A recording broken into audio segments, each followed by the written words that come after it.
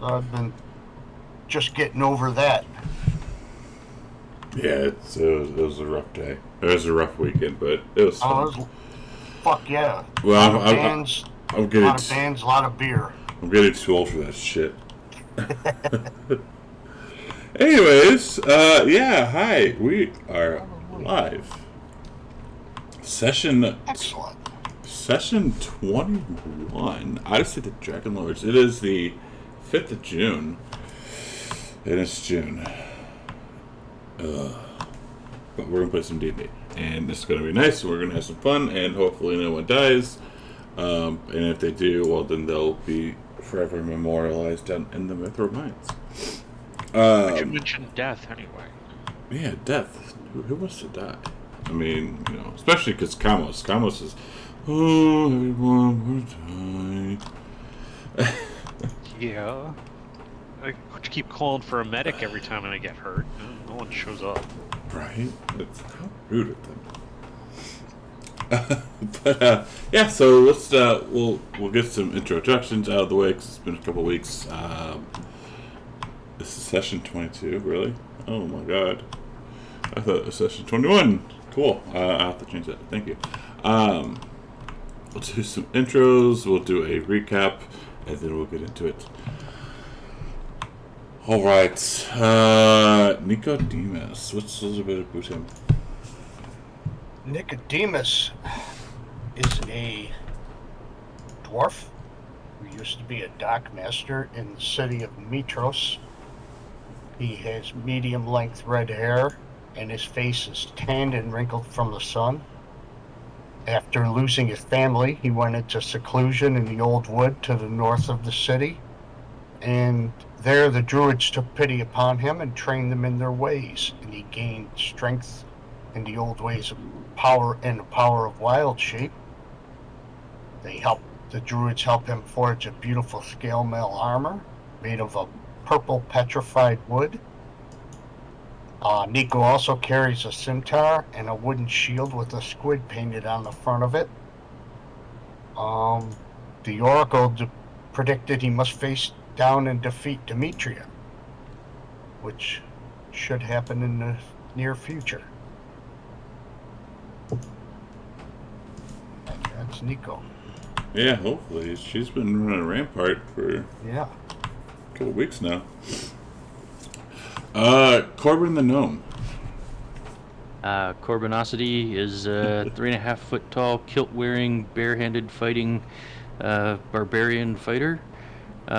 He is a reincarnated Dragonlord, reincarnated into a small gnome by his lover, the Oracle, to come back and help restore the peace. And he recently found out that he was betrayed by his fellow Dragonlords, and he has gotten his Dragonlord helm back, and he's looking for a dragon egg so he can restart the Dragonlord order. Nice. Armitrius. Amitrius without the extra R is a centaur paladin. He stands as tall as a man seated on a horse, which is like around 7-8 feet. In total, he weighs around 2,000 pounds. He is fairly muscular. He's scarred all over. He suffered in the past as a slave, but has since earned his freedom in the arena. And now he is looking for vengeance against the great red dragon that burned his centaur tribe. Right. Arcadia. Arcadia is a ranger rogue. She is an Amazon barbarian from the island of Themis. She is 19 years old, 5'10", 145 pounds. She has not spent a lot of time in the company of men, and she's had very little experience with them other than the ones she's killed and the men in this party. She was trained in Astoria in the ways of being a thief for a year while she was looking for confirmation that her father is indeed the king of Astoria and Pythor, the god of battle. Pythor. Your best friend. All right, I'm sure you'll kill us too eventually.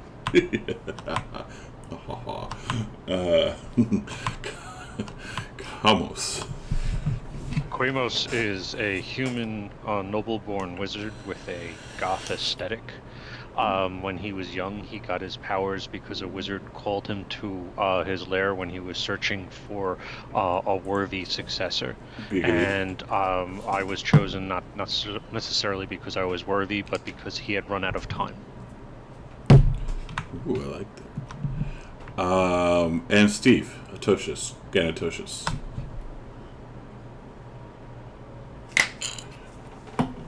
There is no Steve today. Oh. He's on. Oh, someone's grabbed him. Steve is a strange human male that suffers from a form of schizophrenia. He comes from a long line of cursed members, and apparently his grandfather was a god. He talks to and sees undead and summons them into battle. And he has Billy. Yes. A possum. Yes, Billy the Possum. And he likes toenails. I don't know. Alright. Arcadia. What happened? See who play. Well, we spent all of last session in battle. We were saved a couple of centaurs from troglodytes who were had them on the dinner menu. Kamos used his mage hands to pour the contents of his water skin into the fire and put it out. Wow. Steve recklessly ran into the centaur on the spit and did a miraculous acrobatics check and pushed him off. Eventually, Kamos untied both of the centaurs who left. We dealt with a two-headed dog. Arcadia tried to speak with it, speak with animals. It did not respond. It looked like it was going to attack, and so she attacked it, and we eventually killed it. We find out troglodytes love to eat dwarves. That might be reversed at the end of the session. No, I don't know. Anyway, Oh my god. Ooh, that was... Wow. Yes, it was. Carlos cast Tasha's Hideous Laughter. But basically, we get into we beat all of the troglodytes in that section. We go to the south.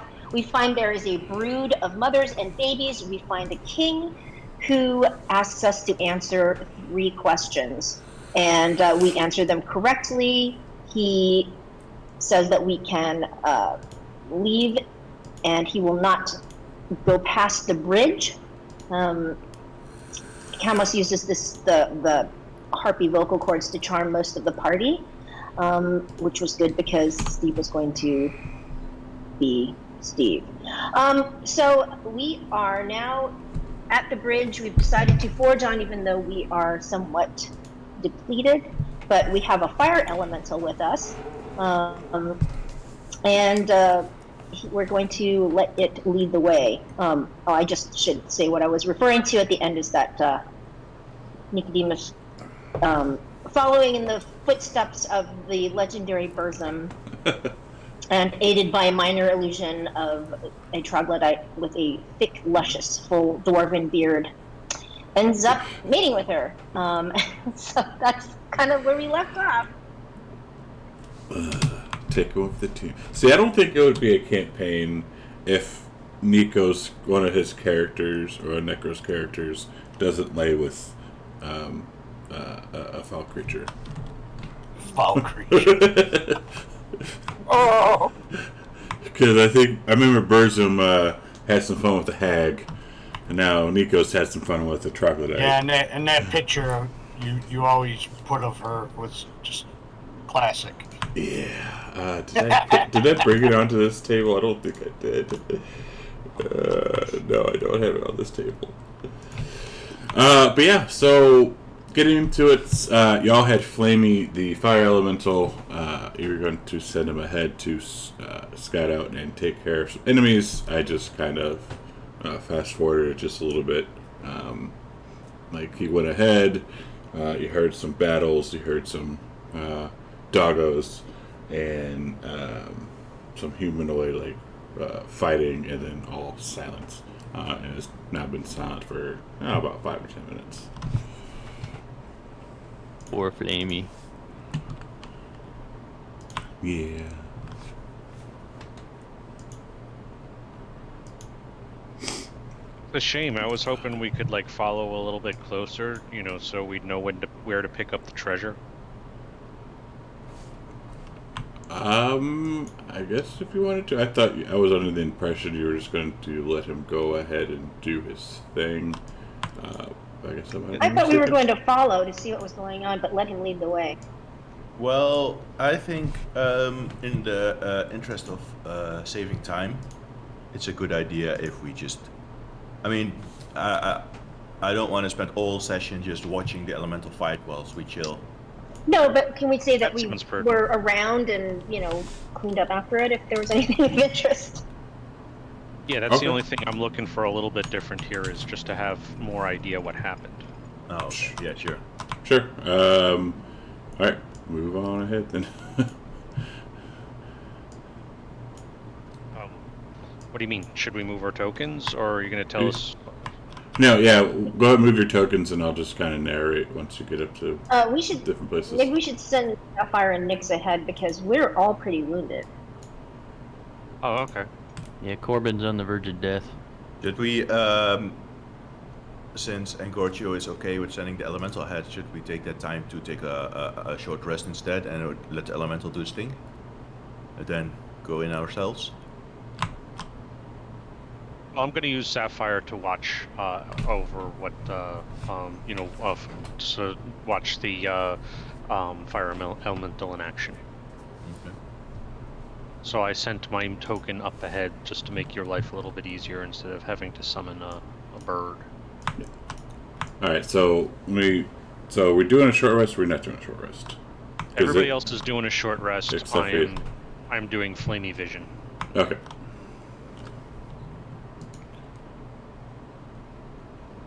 So we should roll our hit dice then? Yeah, hang on a second, because, alright, Arcadia, you'll lose that one thing. Yep. Yeah, I know. I was just going to send you that. Yeah. So it's gone. Oh shit, not all of you, but everyone except for Kamos. I don't see A anything. new sound. Put life back on yourself. Oh, yeah. Right. Short rest. I know how to do that.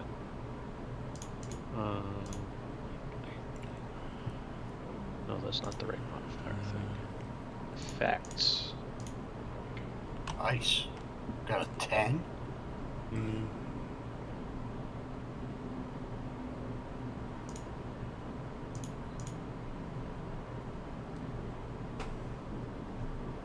Alright, so Kamos, you come up, found behind, or with Sapphire. You see this deep shaft. It's a stonework tunnel into the precipice of a huge natural rift in the earth. The rocky ceiling is 20 feet above you, but the rift drops away into a fathomless black depth.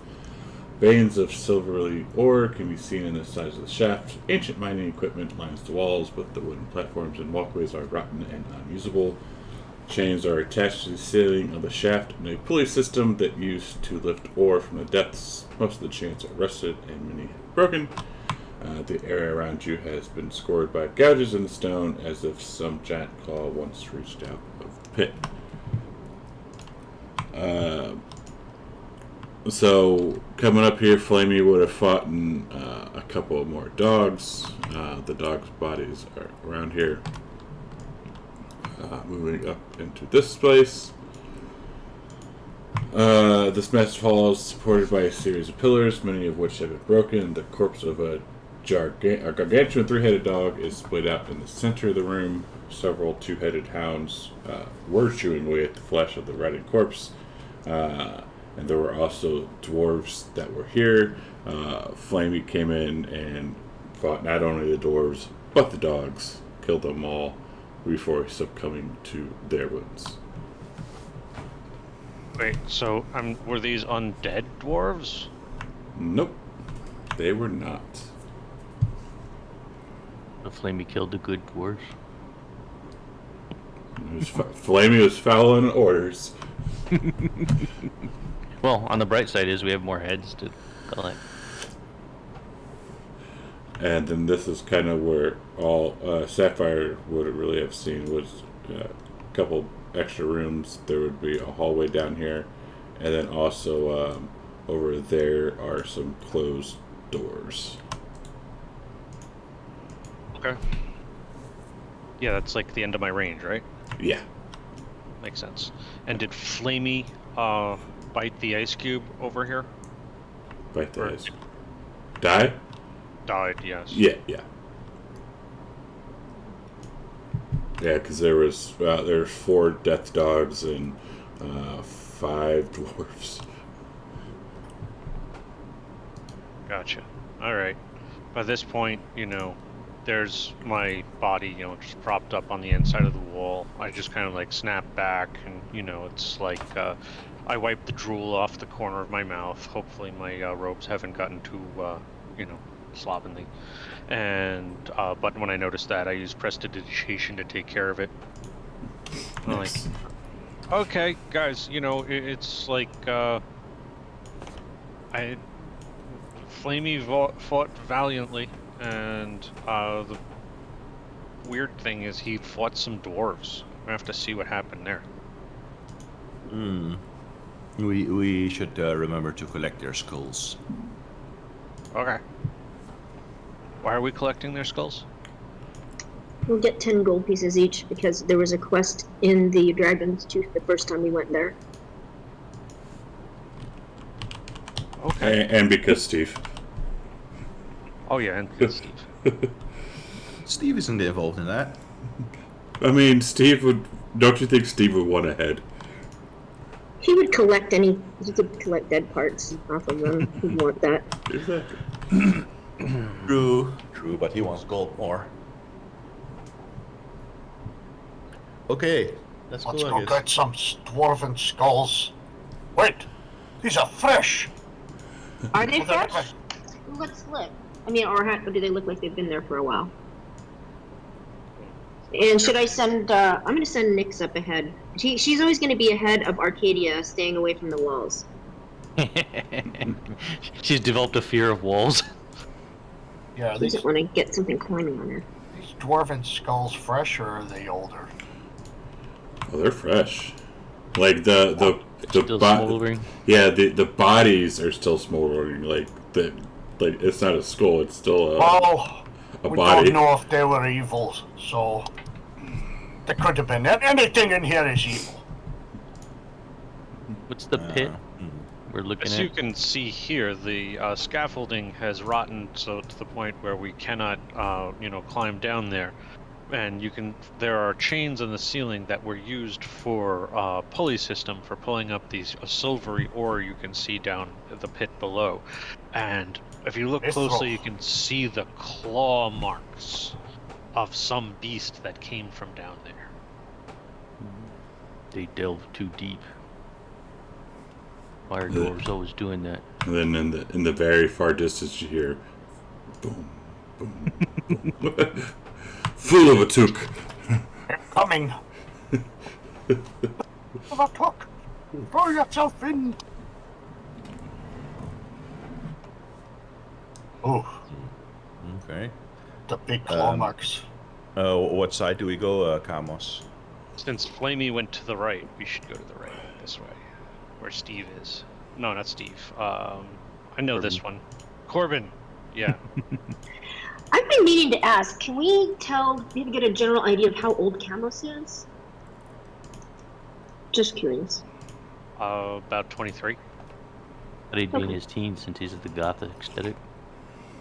Yeah, he's 15. No, it's a traumatic experience in my childhood has left me, stuck at the adolescent stage.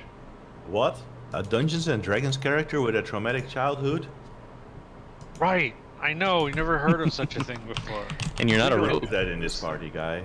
I'm special, because, I have a dark back history. Arcadia's going to investigate that dog because it has 3 heads, right? Yes. She's going to see if she can learn anything from looking at it.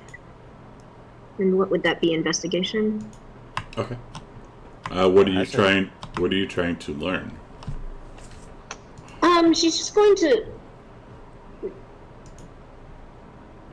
She's going to. Well, first of all, see how old it's been. But you said it was rot. Is it rotting? Yes. Okay. And not waiting for Arcadia, Steve dives in and begins collecting rotted body parts. That's what he does. Does he just go right into the carcass? Yeah, Good. he goes.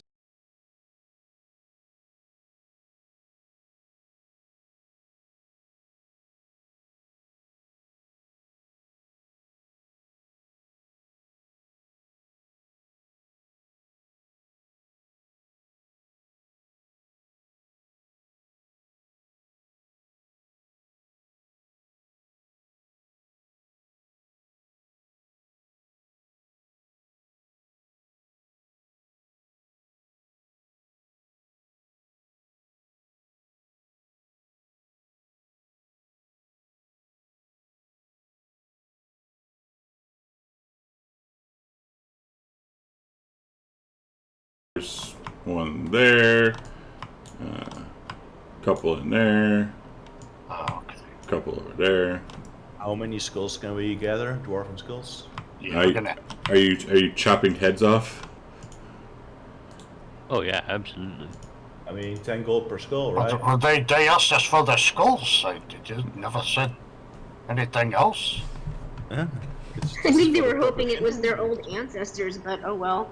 Let's hope this wasn't Either way, they their need to long be lost buried, brother. They didn't say they wanted fresh ones or they wanted ancient ones. They I just said think we should dwarven just take them. skulls. We'll wash them in the river to get off all the flesh and stuff. Yeah, sure. I guess if you want to chop heads off, that's what you guys want to do. Okay. Arcadia is not doing this. She's going into the bedroom over here to investigate and look around and see what she can find.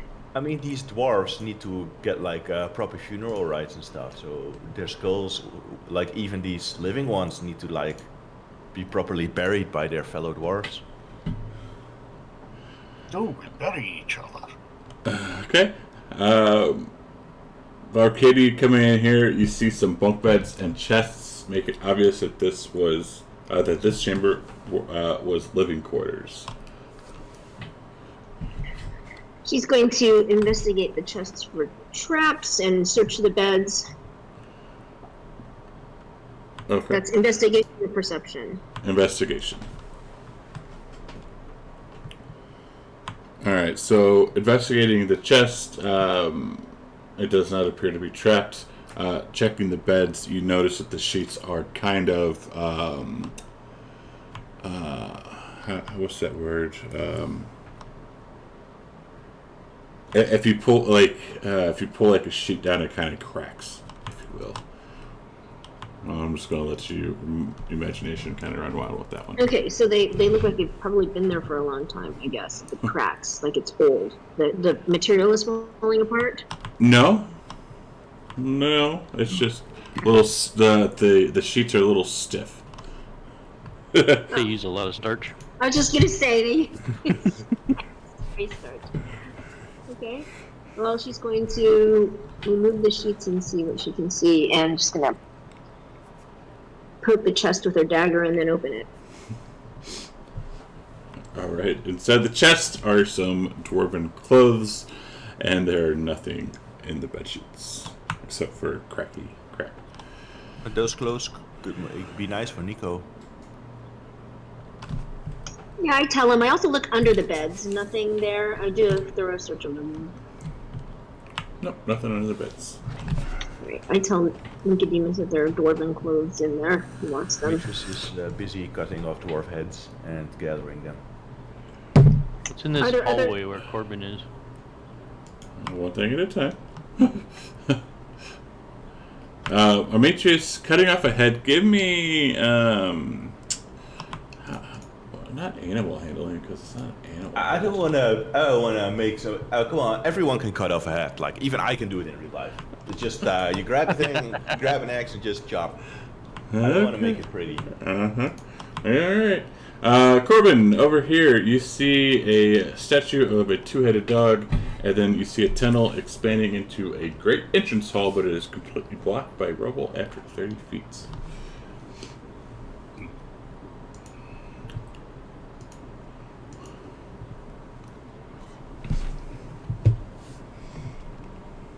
Alright, so we got Demetrius cutting a head off. I'm assuming Nico's cutting a head off. And then he's going to walk into this little room here to look around. What about Steve and Kamos? Let's see. Sus, exactly. Super sus. I'm going to go investigate this bedroom over here, or it looks like a bedroom I can see. Okay. Are you cutting any heads off? No, I'm not cutting any heads off. Cool. Just double checking. All right, so this one also kind of looks like a sleeping quarters for some dwarves. Same where you're at, Nico. Also sleeping quarters. So it looks like somebody had slept there this past night. Yes. Oh, Okay. What is it? Is for search? It's an investigate. Correct. I'm gonna throw it in the tower. All right. So looking, these beds are they appear to be freshly made. Nothing really out of the ordinary. Room's kind of clean, which is a surprise being in a cave. And then you see, coming over, like when you come in a little bit, you see on this wall, kind of hanging up a little bit, is like a crude drawing.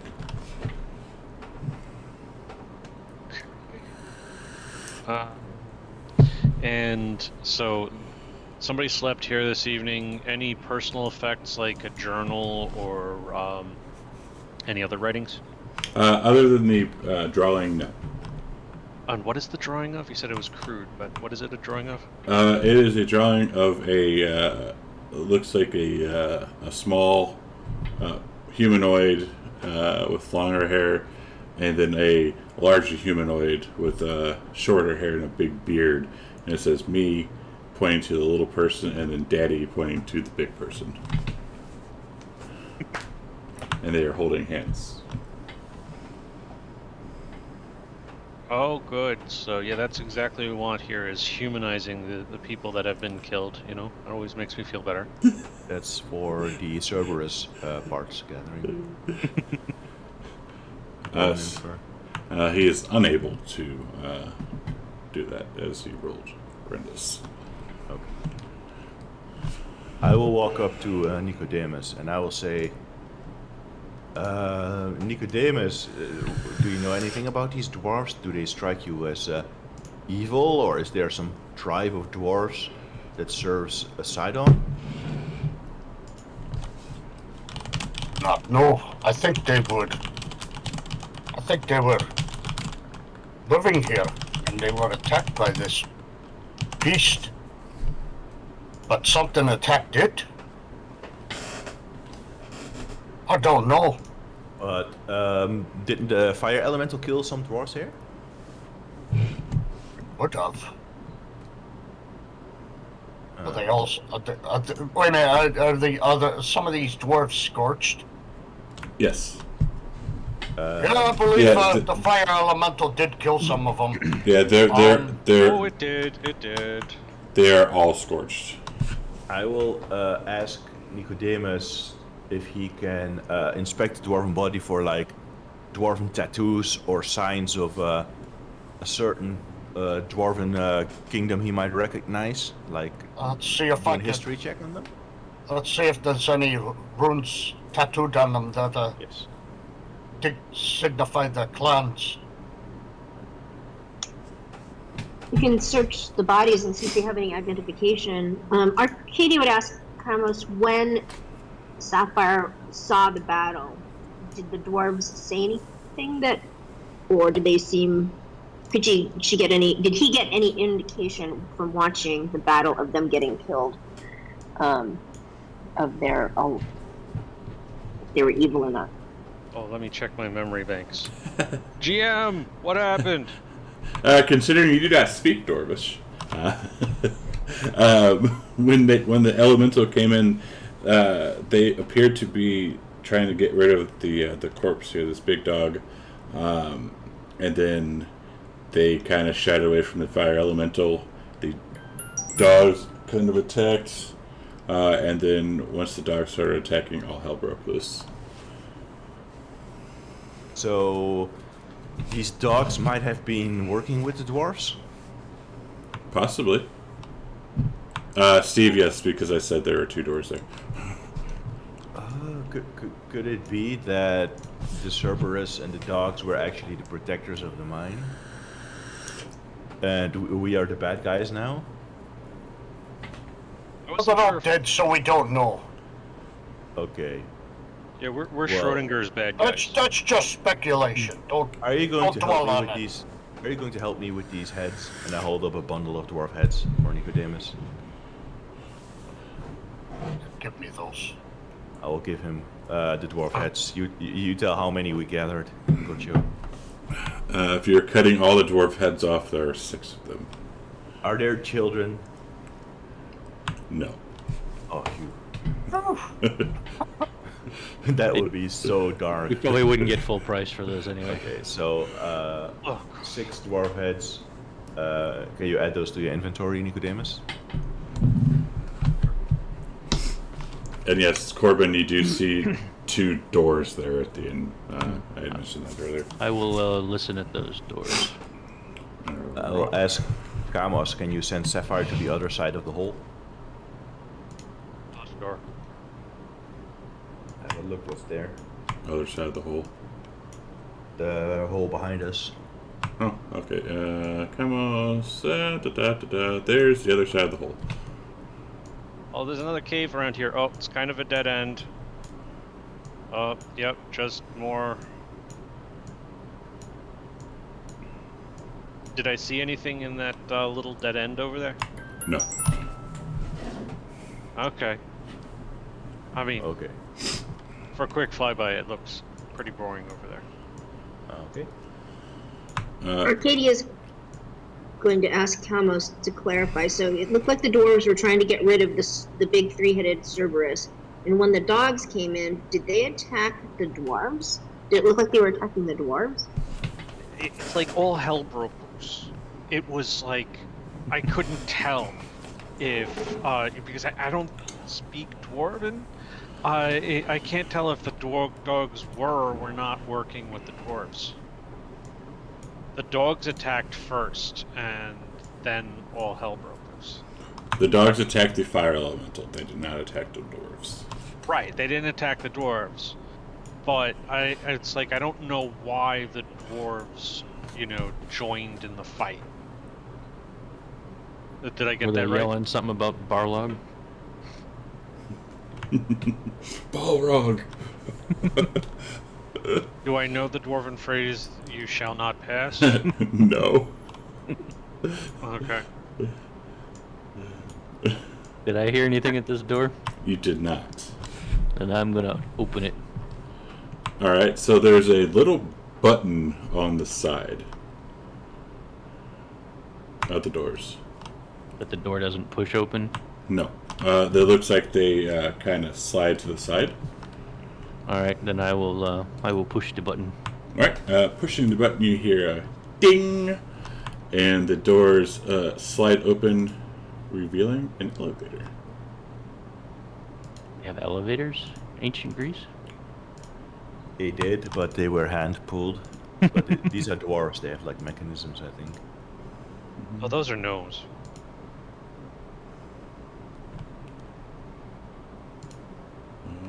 So you found this strange room? Okay, I found something that goes down. It looks like How do you know it goes down? I'm a gnome. We know these things. Oh, right, because there's gnomish mechanisms here. Hang on a second here. And is Nicodemus by another passageway that we haven't investigated? Seems like it's a hallway. Yeah. Okay. So we could either go south down the hallway or down this thing. I think we should go Okay. down. Yeah, let's go. What do you mean down? You mean south, or you mean get in No, the the strange elevator. room? Go into elevator. Are you sure? It kind of looks like a bathroom. Where is the dwarven bathroom around here anyway? You got a big ass hole to this over there. Okay. Big ass hole there. Oh right. It- You mean the shaft? It's a big ass hole. Right. Right. I don't think we all fit in the elevator. No. You could, if you squeeze like super tight, like nuts a butt, maybe, but Let's probably do not. it. Let's do it. Let's squeeze in there like super awkwardly. Sure. I'm going to try and make pleasant music play while I'm in there. I don't know if I have a cantrip that can handle that, so I'm just gonna like hum a tune. All right, and there is a lever that you can push or pull. As soon as everybody gets in, I will pull the lever.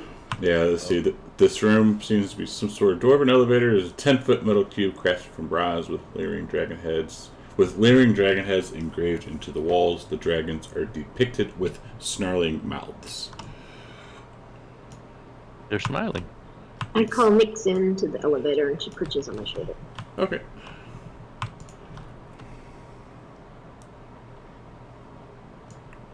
All right.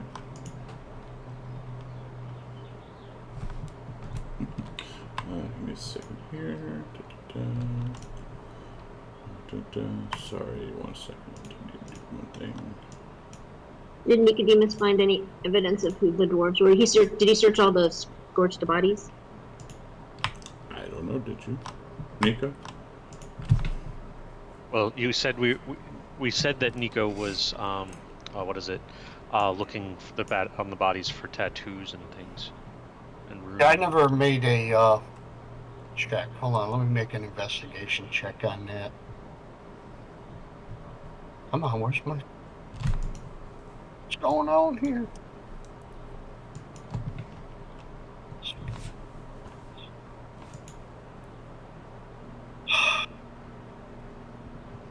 This is like the most uncomfortable elevator ride you've ever been on because there's no space and you're stuck with a giant horse. Give me a second. All right, so Nico, looking at the a couple of the dwarves, they all have some kind of symbol, and you recognize it as the symbol of Vulcan. And Oops. and after the doors shuts, the elevator starts to just like as soon as the elevator starts to descend, you get a foul smelling odor inside of the elevator. Oh, Who farted? Nico. was you. oh, Nico smelt it, dealt it. It wasn't me. All right. We need to get some kind of etiquette. We all need to look in the same direction because all of us looking at each other, it's just gotten weird. Arcadia is not looking at anybody. Face the same direction. Stop bumping. Who's touching my flank? Yeah, like Corbin just said. So once you start getting in here and you get the smell, we're gonna do this.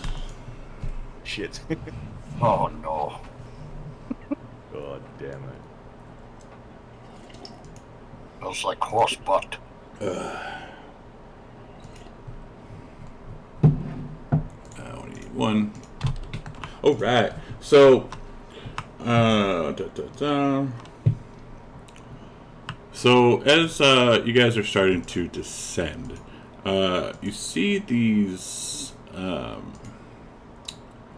the dragon heads here. They start glowing, And all of a sudden, you see black oil starts to get pumped into this elevator from the mouths of these dragon heads. Can we plug them up? You can certainly try.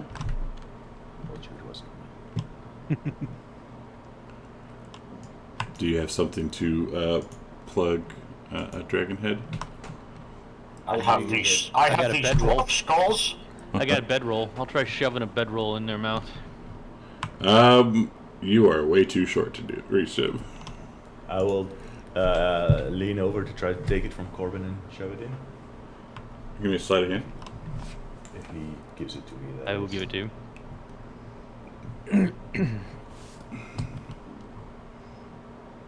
Alright, so you put it in, you think you do it as best as you can, and a few seconds later it pops right back out. The skull in that. Can I climb up on his back and hold it in? The skulls are way too small. Oh, Well, it's been a fun campaign. I just wanted to say I really have enjoyed Can we- adventuring with you guys. hit the other button. Can we? Is that Steve another has an button? idea. Steve has an idea. He takes everyone's flask of water, and he uses shape water. He has water skin, and he will take Amitrius' water skin, his own water skin, and he will use shape water to freeze the entrance of the dragon mouths. Now, is everyone going to willingly give up their water? Because then you'd be without water. Have we pulled that lever? Or we just, did the I pulled doors it. close? I pulled it to go down. Yes. Yeah, you Oh. pulled the lever to go down. And we are we moving or is it just, are You're we moving. stationary? No, We're you're moving moving. down. Correct. Well, he has two water skins, one from himself and one from Amitrius. There's that. How many water skins does he need? I would give up mine.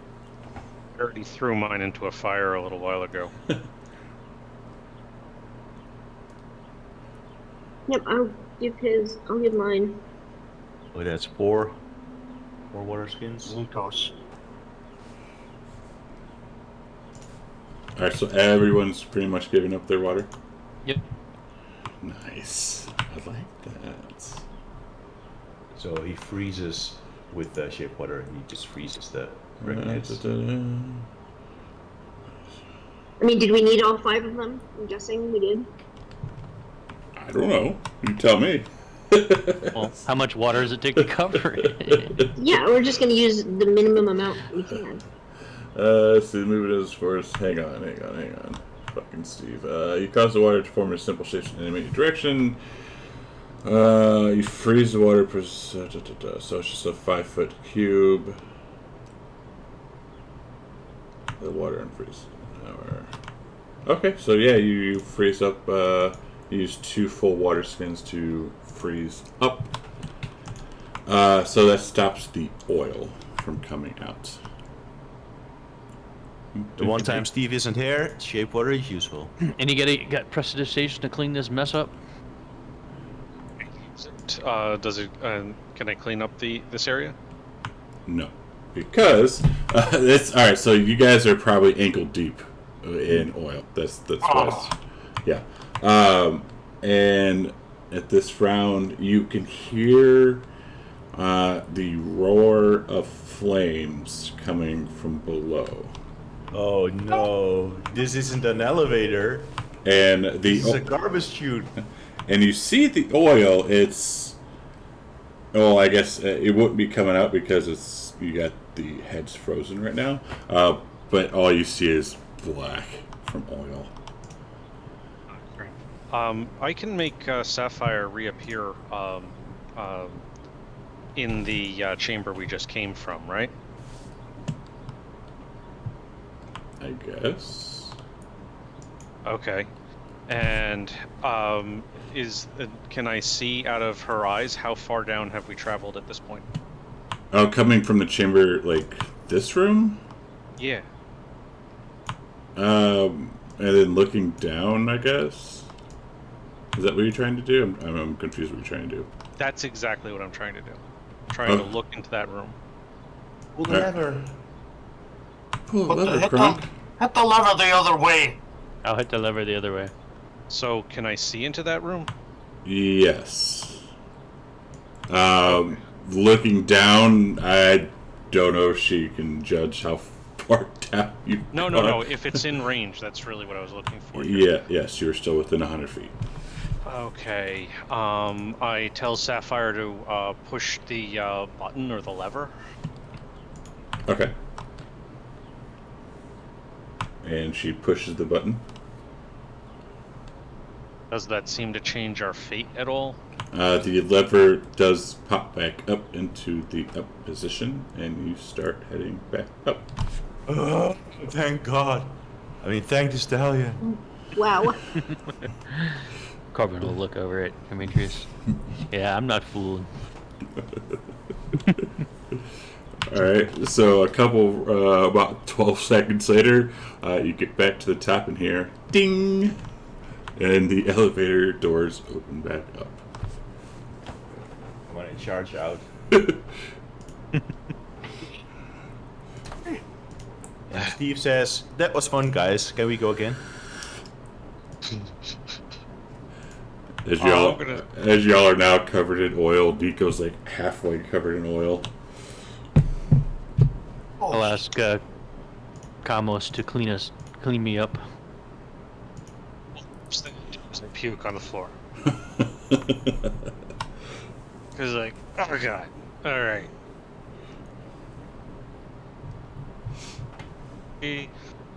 Clean up the oil.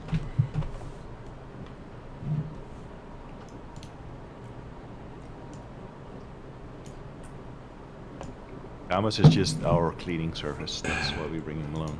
Right? Yep. Just Yep. clean. Kamos cleaning, sir.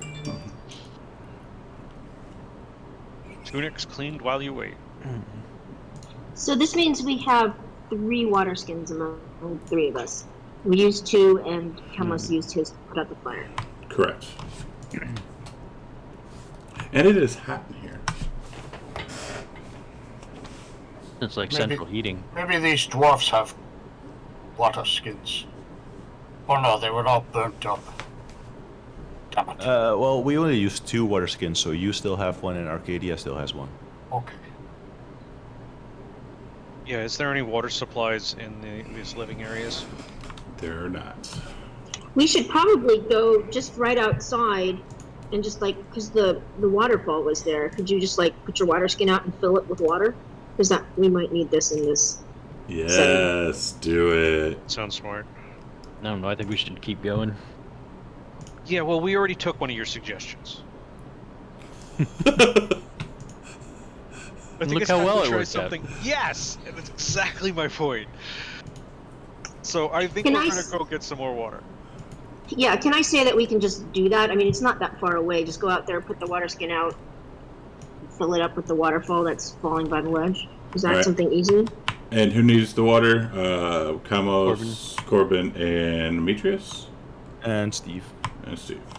So Kamos, Steve, Demetrius, and Corbin. Okay. Absolutely. Not for nothing, but I don't think I have a functioning water skin anymore. Oh, since I that's threw it right. Into a fire. You threw the whole thing. That's right.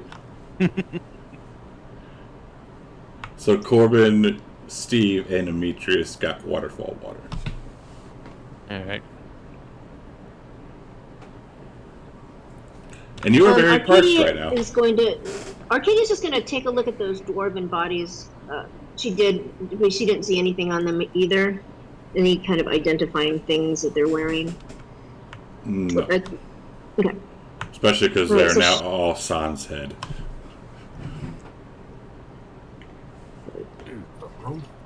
So shall we go to down the hallway to the south? And I have guess Nix so. Nix and Sapphire lead the way. Sounds good. It's a small passageway this way. For what it's worth, I put my arrow going right behind the party, but I did not step on the Cerberus guy. Okay. send the bird down the hallway. Yeah, I flip him the bird. And as y'all are starting to come down this hallway, you hear some low growls coming from farther down. This way? Farther down this way. And ironically, the stone dog that you had originally seen on a bridge, originally when you first came in here, when you went out to fill your water skins and came back, that dog was gone. Dun dun dun. Now we have a stone dog to worry about. I wonder if those dogs turn into those dogs. They're like animated statues. Maybe they do. There's a room down here too. What's in here? Well, let's check it out then.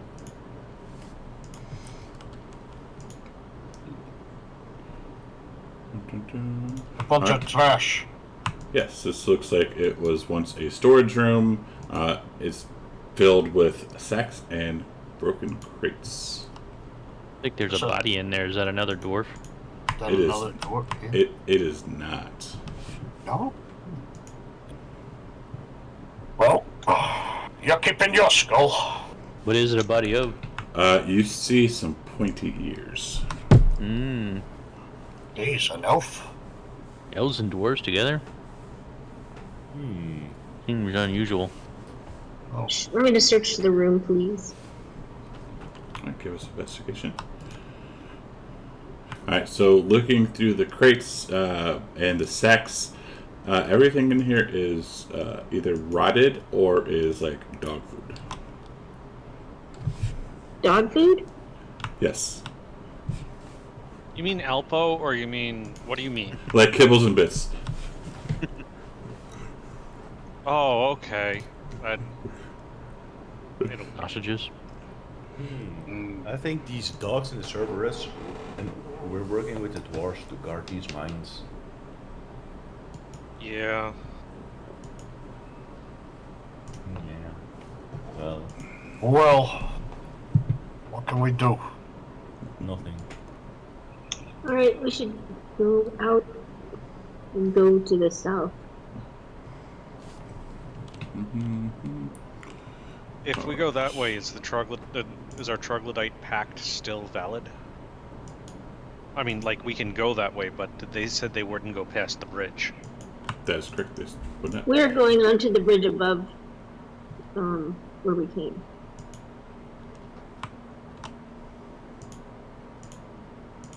And so Steve and Mitris, when you guys start around the corner, you see one of these two-headed dogs, and it looks very thin and frail, and it kind of greets you by wagging its tail, and it kind of has its head bowed low. Can I go back, grab some food, come back, and offer the food to the death dog? Sure. I will do that then. Okay. He will, put some food down in front of it. and it will walk up and gingerly start to eat it. And like it kind of gives like a little growl because a malnourished dog getting fed. It's kind of leave me alone. But yes, He's a good boy. So we got a stone temple puppy? Oh, it is actually a flesh and bone dog. I will look at Nicodemus and I will say, if these dwarves raised these dogs, maybe you can speak to it in Dwarvish and it will understand you. But this is not a two-headed dog. This is a one-headed dog? It is a two-headed dog. Well, I'll get some more, Kibble. nah, that or, what do you call it? Dwarf leg? Dwarf leg. No. Kibble. Beef jerky from my sack and feed it to it. Say something Dwarvish to it, like sit, or... I don't. You want me to speak to? Okay. Like, Here, maybe- here, puppy. I'd say that in Dwarvish. puppy. It looks up and Okay, it understands Dwarvish. Okay. Well, if it was raised by dwarves, they might have taught it some commands in dwarfish. and it looks thirsty. Ah. So I fill up my tin cup and put some water in my fill up the tin cup with water. And Demetrius, you see two more that are kind of like gingerly approaching you. I say we're gonna need a lot more kibble. Arcadia will go back and grab a bag. Nico's gonna be like, come on, babies, over here.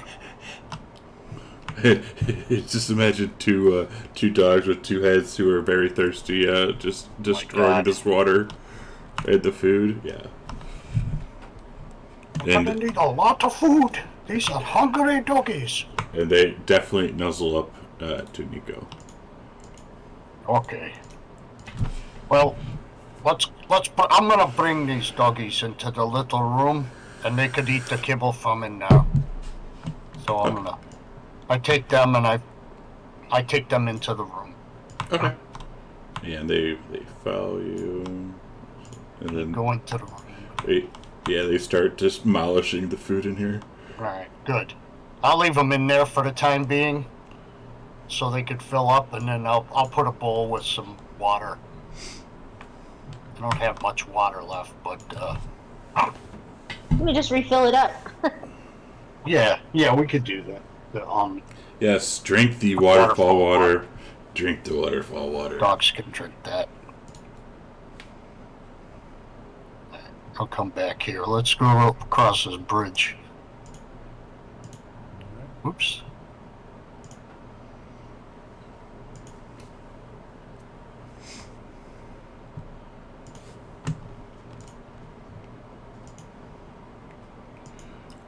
Alright, so Steve, he sees a square chamber, seems to have been used as a pen for some sort of animals, but whatever it was here has escaped. You see cages made from petrified wood lay broken or open. A statue of a troglodyte stands in the middle of the room, along with a statue of a two-headed dog. Scattered about the room are about a half dozen corpses of what appear to be chickens. Okay.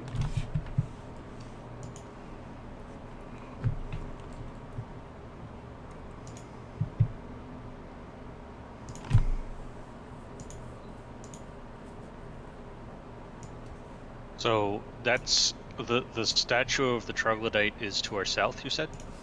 Yes. And there's a whole bunch of killed chickens. Yes. And okay, I'm just trying to grappling with Is this statue made of, like, stone? Yes. I'm gonna go into the statue.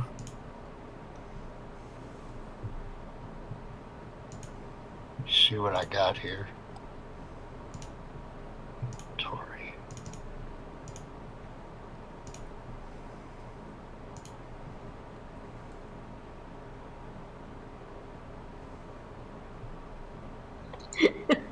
Okay, I got Smith's tools.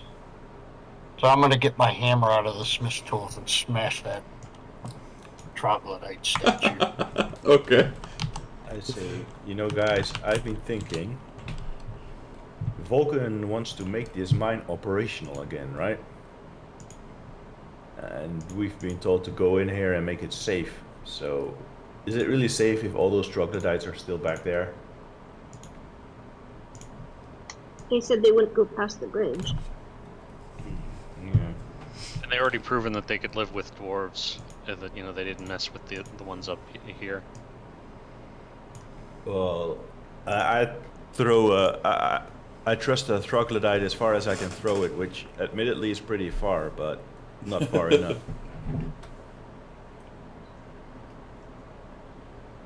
Yeah. Pretty friendly to Nicodemus. So Arcadia looks at Ametrius and says, "Are you one to break a promise?" I never made any promise to them.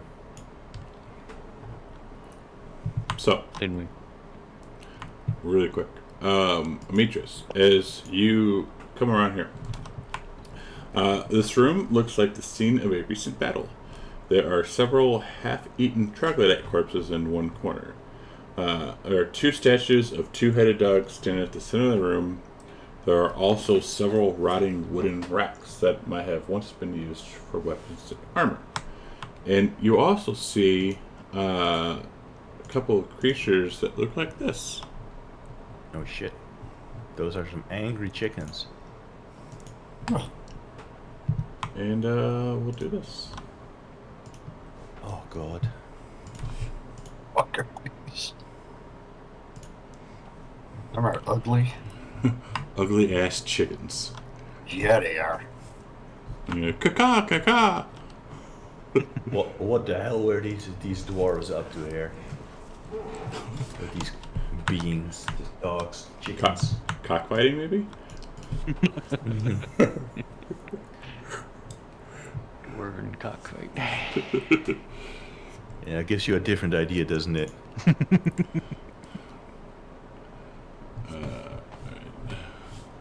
Corbin.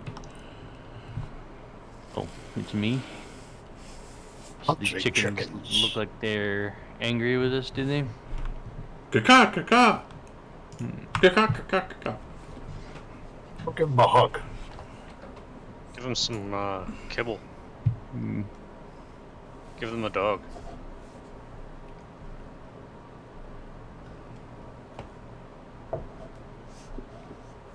Just kidding about the dog. I am gonna try and draw them out into the corridor here. So I will step here to the side. And I will hold my action to punch any chicken that comes close enough to punch.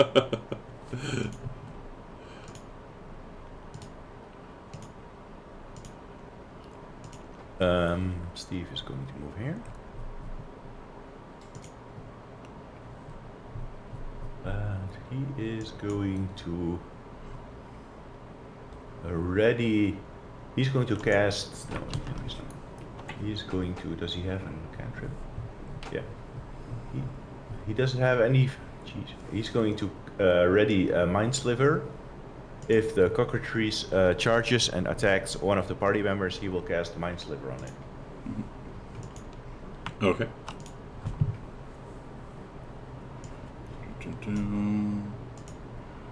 Vamos.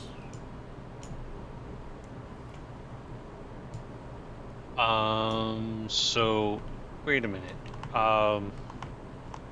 Do I know anything about cockatrices?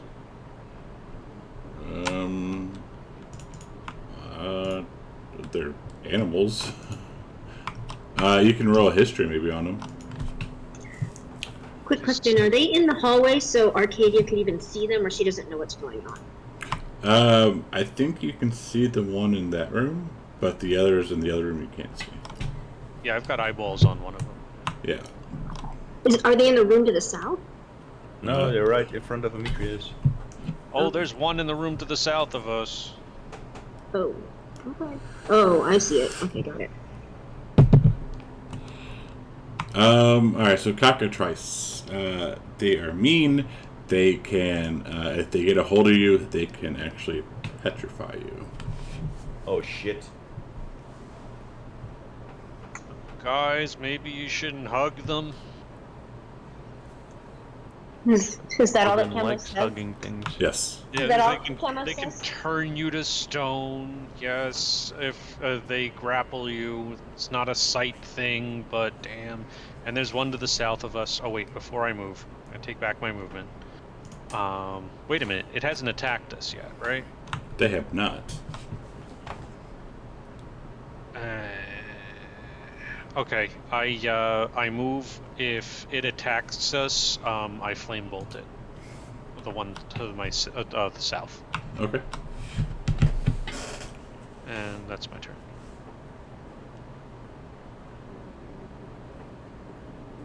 what does this thing look like? Does it notice me and does it look hostile? Oh, it notices you guys. And this is what they look like. It's Yeah, so it looks ugly pretty that it looks nasty. hostile when it's sleeping. This one also looks hungry. As if it's been malnourished. Great. Maybe we should feed it some troglodytes. Okay, I'm actually going to back out to give some room here. And I'm going to hold my action. So if it comes out of the room, I'm going to shoot it. And I'm going to have Mix come up next to me. And pass my turn. Alright, so this one, seeing the big mighty centaur, caw, caw, caw, caw, and it just starts gingerly walking up like caw, caw, caw, caw, and it looks at you, wantingly. Corbin, were you going to attack it? It's not currently in my range. Okay. So right now, it's not going to do anything. If someone takes harmful action, it will attack.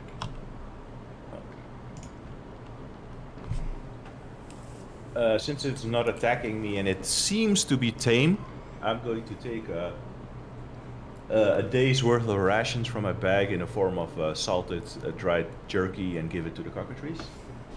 Okay, like hold it out with your hand.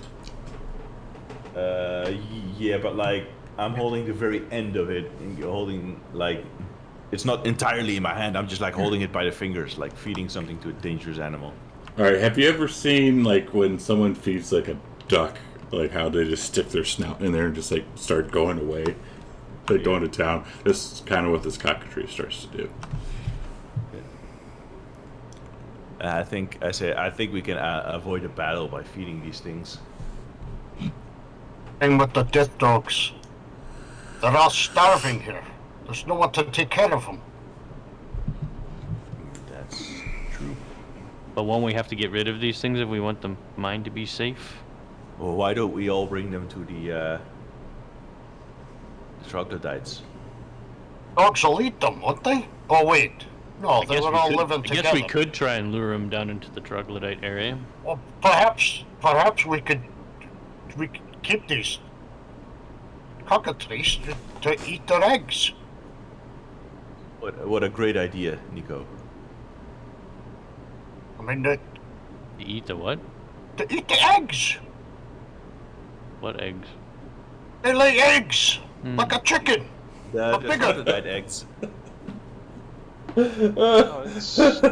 Chickens have like this special property of like as long as you feed them, they lay eggs. Most animals don't do that the same way. And as Perhaps a you're cockatrice does. as you're talking about that, the cockatrice that Nico just fed sits down and poops out an egg.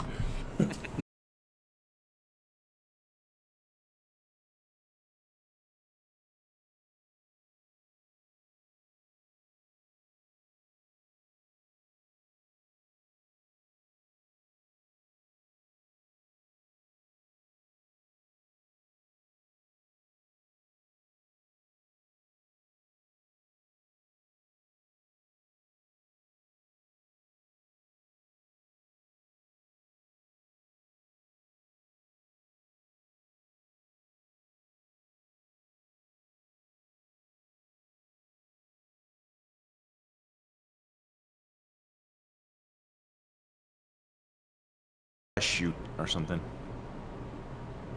We still haven't found the forge. Yeah, let's just worry about the forge, not feeding cockatrices to troglodytes and, you know... I'd rather not be the agent of further death of creatures that mean us no harm. Well, I don't know why you love these vermin troglodytes so much. I like the idea of luring the cockatrice down by the troglodyte. They were eating centaurs, as far as I'm concerned. They're just like rats. I'm not stopping you, but I'm not taking part in it. Well, Can we safely move away from the cockatrice now? Yeah, I was going to ask, are you going to just end up feeding them, or do you want to kill them? It's up to you. Oh, I was just feeding them and walking away. All right, yeah, then we can avoid combat here with that. They just want some foods. Was that a dead end that we came up to? There's just those two rooms, and then there's nothing further to the west? That is correct. Yes, Well, so maybe we have to go down the hole. We have think- the fancy ropes. I think that elevator's the key here. If the Isn't there cockatrice- also a pathway down here? No, you that was already a went dead end. You already went that way, and yeah, it was a dead end. Because Nico, that's where Nico went and laid with the mighty woman. Well, I say we go down the hole. I have a rope that can help. Before we do that, I'd like to search the rooms the cockatrice are in. Can somebody just spot me while I'm doing this? I don't think you can do that with them in there. Can I? Uh, I mean, like, if how you- defensive are they being? As long as you feed them, they won't. They don't care. There's nothing. There are wooden racks in there that might have once been used for weapons and armor. But other than that, there's nothing in there. Not to find That's the the room forge. to the north and to the room to the south. Is it similar deal? Correct.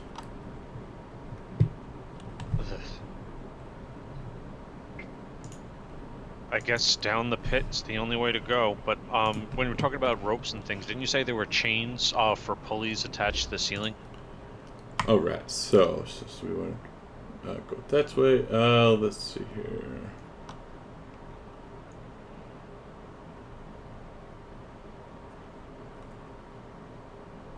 All right, so there used to be wooden platforms, but most of them are gone, and anything that remains is unusable. There are also pulley systems and one pails along the sides. That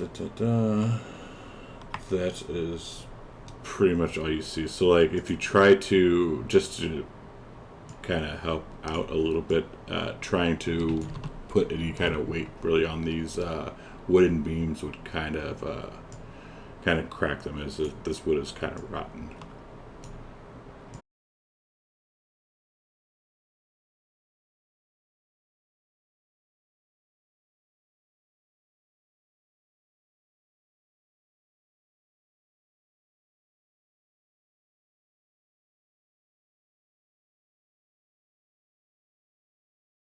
Sad we didn't die in the elevator. Yeah, he is. No, I'm really fucking tired of my shitty ass internet.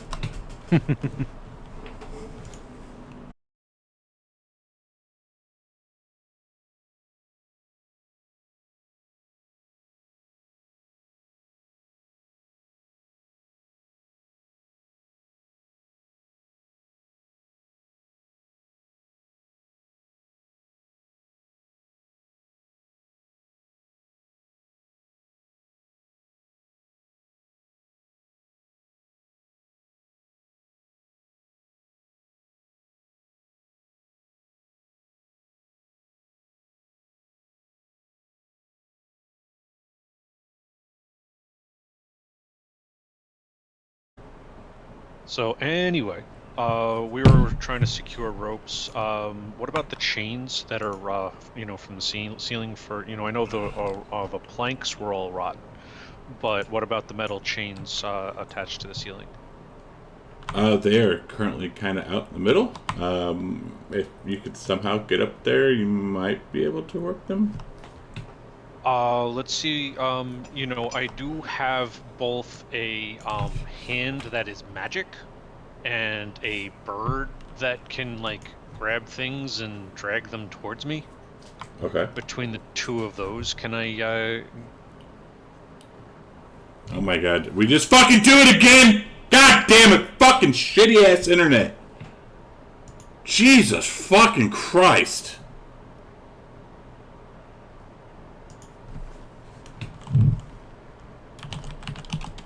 I didn't hear Engorgio say anything.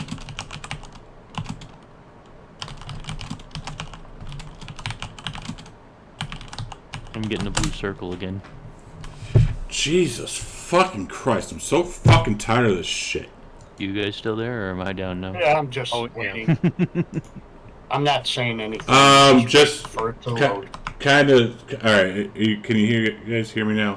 Yep. Yeah. Yes. All right, to kind of speed it up, you go up there, you grab some chains, just try to start to bring them back.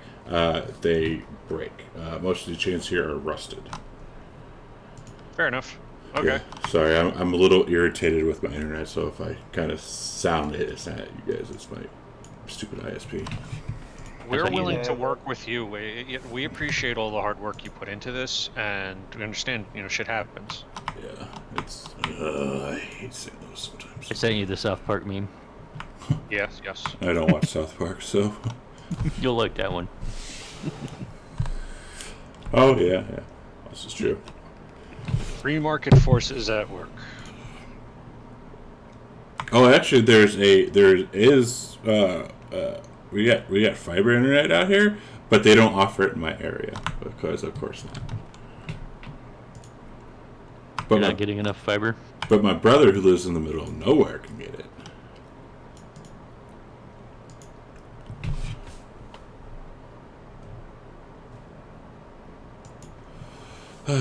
All right.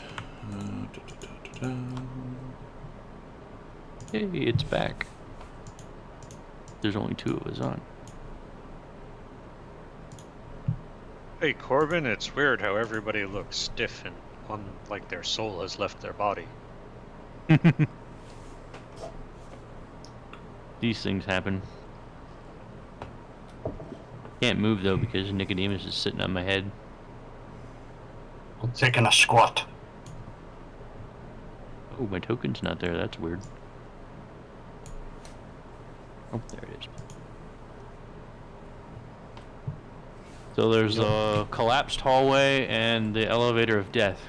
You know what the worst part is about these sounds? I'm wearing headphones and they have like different areas behind you and where they listen. Some are on the left and some are on the right. Yeah, I got that too, yes.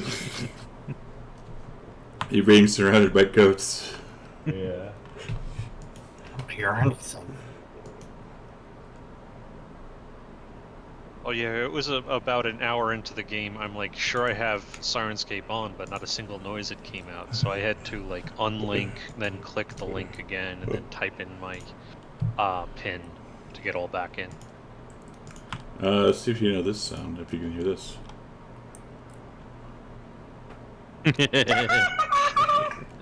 Oh, no. Yes, we know that sound. I'm new to this, and I still know that sound. I still hear that sound in my nightmares. That light used to show up every game, like twice. Now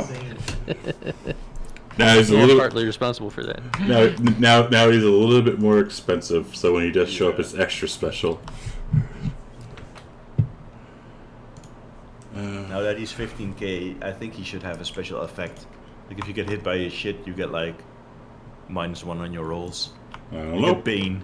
Buy Clyde and find out what happens. Alright. By the way, have we hit a point where it's actually a good idea to take a long rest, or are you guys as healthy as everybody? We need to rest in a bad way, but I don't know if taking a long rest in the dungeon is going to help us. And it's not time anyway. It's probably still early, like morning or early afternoon. Yeah, you guys just took a long rest, like maybe 5 hours. No, we didn't take a long rest last time. No, all. but the last time before you came into the dungeon, Yes. it hasn't been more than maybe 4 or 5 hours. Yeah, but that's because Nico only took about 2 minutes with the troglodyte. 3. Yeah, it was a minute. Get the dwarf some. It's been a while, okay. So what do we do? Well, we have 2 ropes of climbing.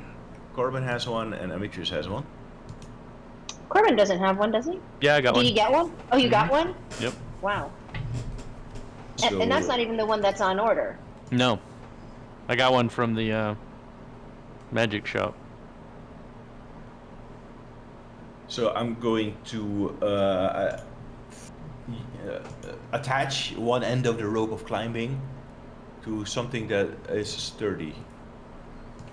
So is there something here that I can tie one end of the rope of climbing around? No. All this wood here is rotted.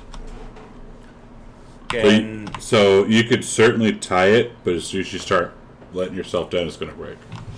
I will ask Kamos to cast light on Sapphire and send her down here. Check what's down here. She has dark vision, so can I just send her down on her own? Of course. Okay. She has a range of 100 feet, I believe. Yeah, it's something ridiculous like that. All right, so going down 100 feet, and with her dark vision, how much dark vision does she get? Well, I mean, like the dark vision. We can, if you're looking for some numbers on this, are we talking about like she can leave? Me looking out of her eyes, is one thing, and you're just trying to get the exact numbers. So let me just look it up. Figure it out. I would also send Nyx down, and she has dark vision of 60 feet, but she can fly as far as she wants, and then just come back and report to me. Right. That's. We can get verbal accounts that way. Okay. So Nyx goes down for her range is how much? And she gets what, 80 feet a second? 80 feet around. 80 feet around. Yeah. Turn, I guess, a turn. Okay. Her flying speed is 80 feet. All right. And how long do you want to keep her out? I'd like to see how long, she can tell me how far down it goes. And how much range of communication? I'm trying to figure out how much. I do not have any range of communication, so I would send her down there and say, hey, go see how far down it is, and then come back. And tell me if you see anything on the way down or on the way up, and however long that takes. As long as it's not, I said, don't be longer than like 5 minutes or so. All right, no longer than 5 minutes. So let's see. Hang on, let me do some math here really quick. 800 feet. I know. I'm trying to figure out the 5 minutes. That would be, 3,500 feet? So 5 minutes goes, and then 5 minutes, so 10 minutes have passed, and she comes back, and she chirps to you that it is getting hotter, but she hasn't found the bottom. And I suddenly get an idea. What if this is the forge? Should we throw a torch in here?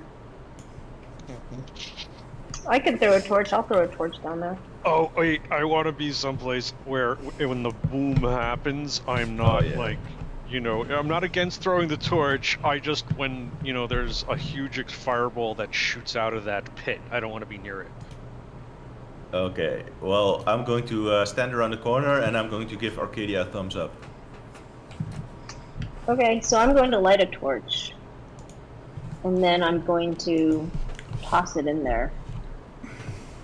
And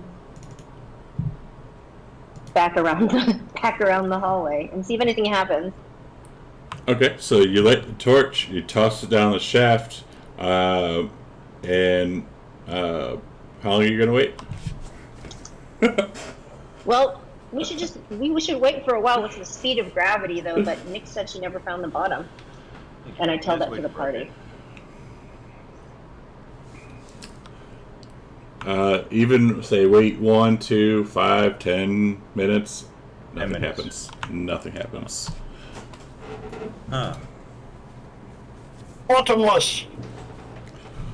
Okay, well. So we're back to the trash compactor is the only way down? I'm going to check this place. Have we ever checked this place? Yes. I think it's the one. Yes, you've been up here. It's collapsed. Yeah. They said it was a dead end. Hold on. Many. Look at them mining Oh my God! tunnels, right? Hang on. The tunnel, at least, it goes into a great entrance hall, but is completely blocked by rubble after 30 feet. We'll get our pickaxes and shovels that we got from Volcan and see if we can clear it. Does it look like if we clear it, it's something we can go through further? You don't know. It's Okay, completely everyone covered by advance. rubble. I'll say, let's get to work, guys. Corbin doesn't think so. He thinks it's the key is the elevator. Well, this was obviously a passage meant to go somewhere. Yeah, but it's been crushed. But that's what I'm we have to gonna. check. Arcadia's gonna work with Demetrius, even though she's not the strongest person. But While they're doing that, I'd like to send Sapphire over to that dead end on the opposite side of the pit. And check that out, because it was just kind of conspicuous how, that's another conspicuous dead end. Okay. And I can see, I looked it up, I can see out of Sapphire's eyes up to 100 feet. So this is about 80. So.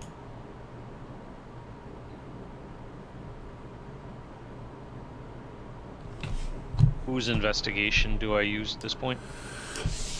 Either one. I like mine.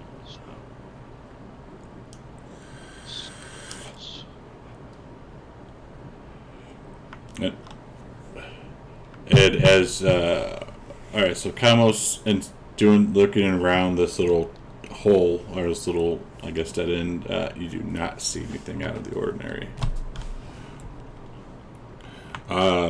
Demetrius, Demetrius is starting to chip away. You hear him start to kind of hum a little song as he's going to work. Almost as if he has done this before. wait, who? Demetrius is humming? Yes.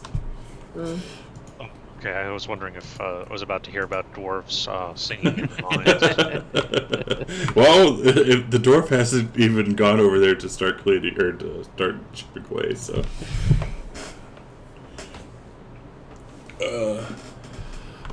But let's stop here for about 10 minutes. So I don't know about you, but hearing that waterfall makes me have to pee. All right. So let's take a quick dinner. Okay. Thank you. But all right, stream. So we'll be back here in about 10 minutes. I gotta pee. So if you go away, please come back, and we'll see you shortly. Let me put up a timer so I don't forget, because I have a bad memory. So we'll come back at 10:12. And yeah, we'll be back. And we'll put on some pretzel, put on some music, and bam.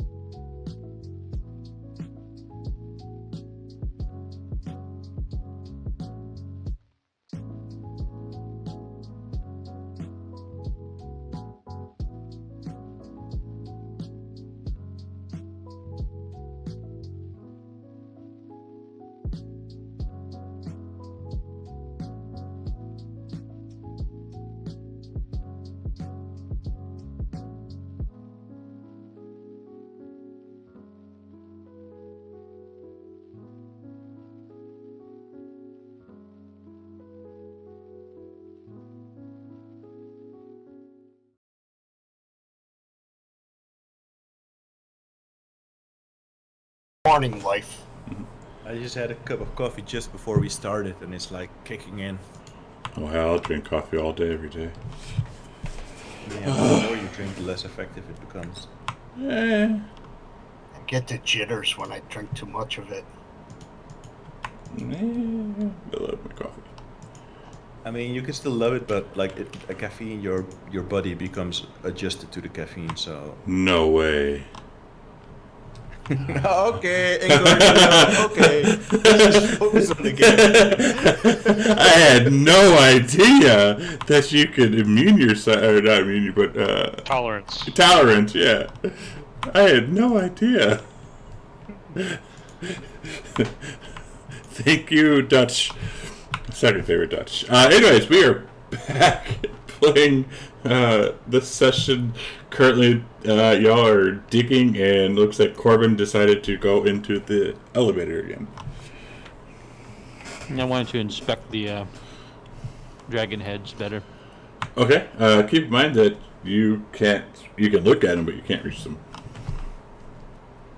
Maybe I can stand on Nico's shoulders. Yeah, get on my shoulders. So I pop them up, and I stand up with them on my shoulders. Picture like two kids trying to sneak into the amusement park. And then we put a trench coat on. Yes. I was I waiting was for about that. to say that. All right, Corbin. What are you trying to investigate or inspect? Well, see if there's any writing on them and see if there's any way to block them up better or turn them on or off. All right, give us investigation. There might be some more levers.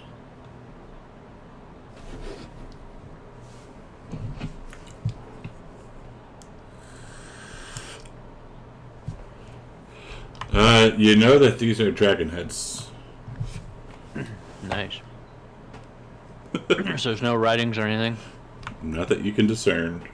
And there's no writing around the lever? There is not.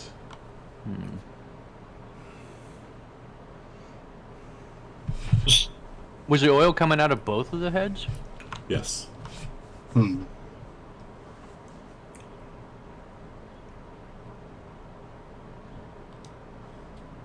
the lever only pushes like the one direction, right? Up and down. And it's in the up position right now, right? Yes. Okay. You want to give it one more go?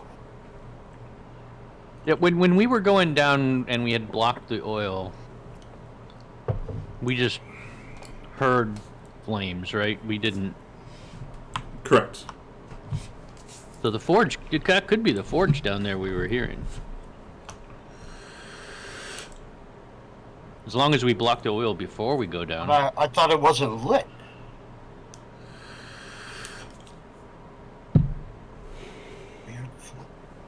Maybe this is the lighting mechanism. Maybe if we send a bucket of oil down there to light it. You guys are doing that in the distance. You are ching, ching, ching. Now, am I done investigating the this hole over here, and can I join what's it the dwarf and gnome Nicodemus and Corbin? Yeah. All right. I was just thinking, maybe instead of going in the chamber, what we can do is prop the door open on this side, flip the lever, and let the elevator go down, and then we can just watch what happens down the shaft with nobody in it. See what happens. That might work. It's just, a little bit less, I don't know if we're going to get anything out of it, but it's not risking There's a roof on this thing, though, right? Yes. Is there a hatch or something at the top? There is not that you can see. So we wouldn't really be able to see into the car. Well, maybe there's another floor or something. Just looking in the elevator shaft is going to give us some value of what's going on. Yeah, Second of all, if we're looking down and a fireball shoots up, then we kind of know, maybe we don't want to do that. But It's the only way, though. We would have to block the oil to make the fireball notch. Otherwise, it's definitely going to catch on fire. But let's prop the door and just simply, pull the lever and get out real quick and see With what or without happens. blocking the heads. Without. Well, then it's going to burn. Okay, well, How do you what? know? That's a theory. Let's test out that theory. Okay. Game theory. You'll have to use your mage hand to pull the lever after Nico gets out of the car. Okay. Go ahead. How quickly does the door slam shut anyway from last time? Well, we're trying to brace the door open, right? We're trying to brace the door open. I assume it's like a normal a normal real life elevator where there's actually two doors that close, one Yeah. on the inside, right, Correct. Ingorgio? Correct. So I'm just trying to prop the door on our side. All right, what are you gonna use? I hear we have a couple extra dwarf heads. No, I'm kidding. It's Use your guys. How about your foot? My foot. I Corbin need can my try and foot. hold it back by immense strength. There you go. Okay. Now use your mage hand to hit the lever. And I use my mage hand to hit the lever. All right, you pull the lever. The inside door is shut. The outside doors start to shut. Corbin, give me a strength. Strength or athletics? Strength.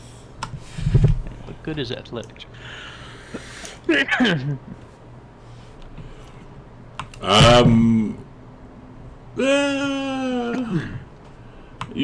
They start to push you in, like they start kind of like pushing you with it.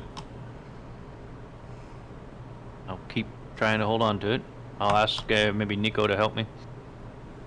Uh-huh. Okay. Do it again. With advantage or not? Mm-hmm.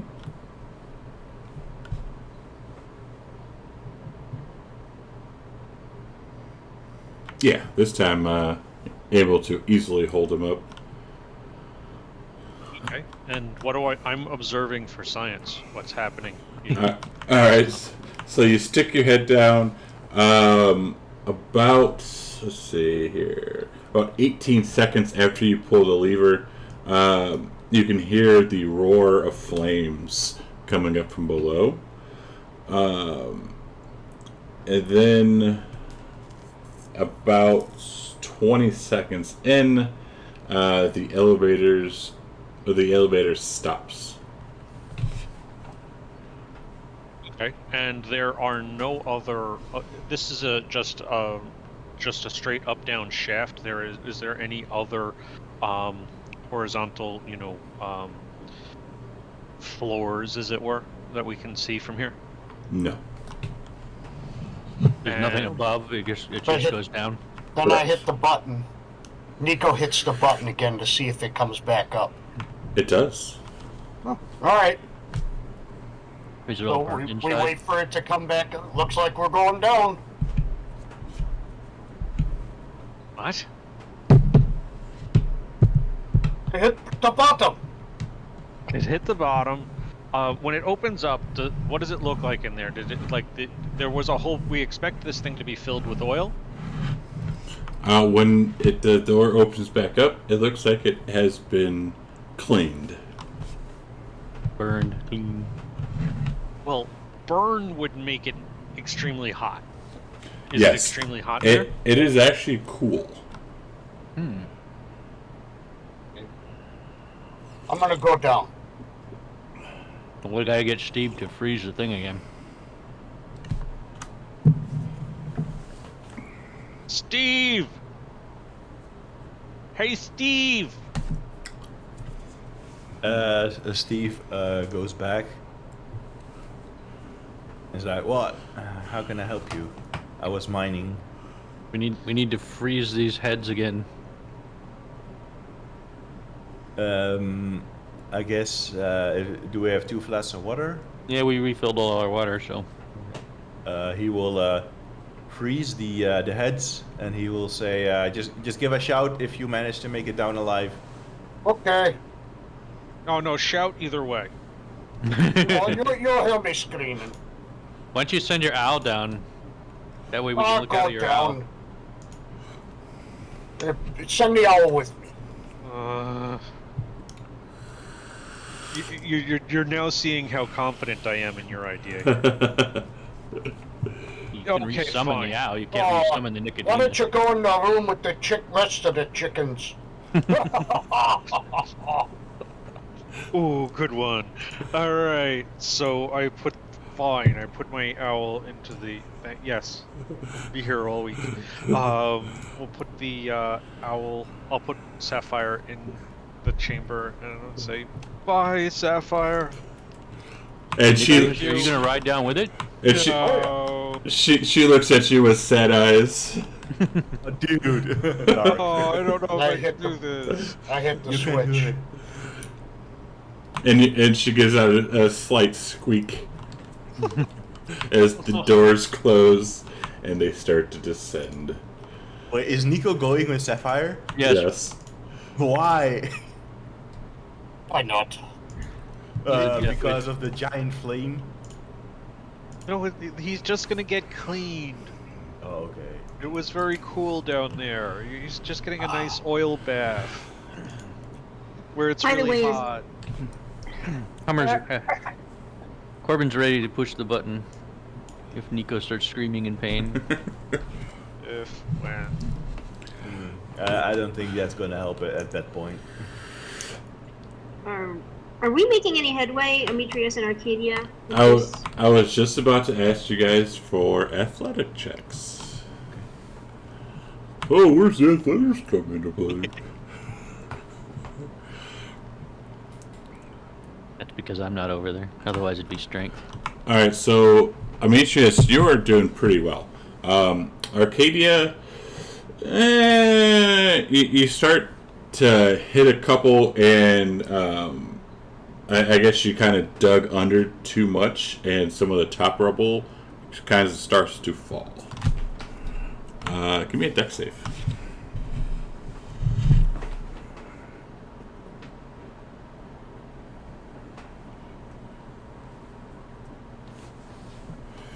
Oh, you are able to dodge out of the way just in time as a big ass piece of boulder lands right where you were just standing.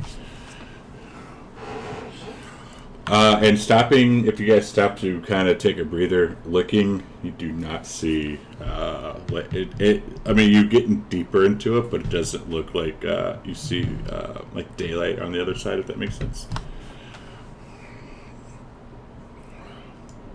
I'll say to Arcadia, that was my bad. I should have warned you. If this doesn't, if the elevator doesn't work out, I think we're going to be here for a few days. All right, so. Oh, go ahead. That was it. Arthur. No, I was just saying. I was speaking of elevators. What's everybody else doing? Because we've just been working here ourselves. Where did Steve go? I never trust when he leaves. He's over. I shrug my shoulder. I don't know. Right there. He's blocking the Dragonhead oil vents as Nicodemus plummets to his doom. Doom. All right, so Nico, Sapphire, you're starting to go down. About 12 seconds down, Nico, you can see some black oil trying to get pumped into this room from the Dragonheads, but they're being stopped by the ice. About 18 seconds later, or no, 18 seconds down, you can hear the roar of flames coming up from below as the looks like the oil is kind of trying to find any way into find any cracks possible.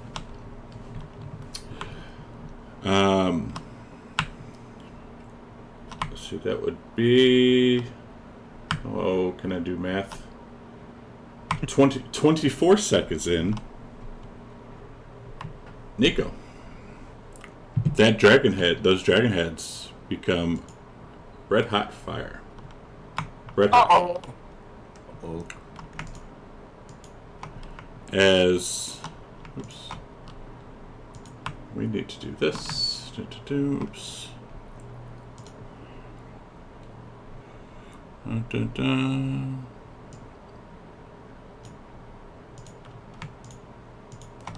As even though it has been frozen, luckily it's been frozen because this is going to stop some damage from happening.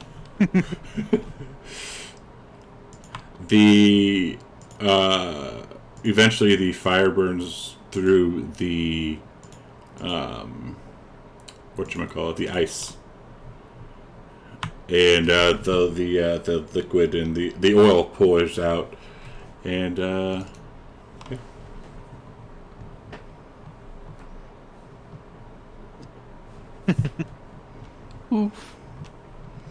Bird. It exploded. And then at the end of the 30 seconds later, or 5 seconds later, or 6 seconds later after that, the elevator stops and you hear a ding and the doors open. What do I see? Let me describe this to you. See if I can find the bloody thing. Dead bird and a burnt dwarf. Yes. Well, at least we get to see it. We wouldn't have got to see it because Sapphire would have been toasted. So, Nico, the doors open up. You see a room lined with iron racks for holding weapons and armor. Almost all the racks have been tipped over, and only weapons and armor that remain are broken or corroded.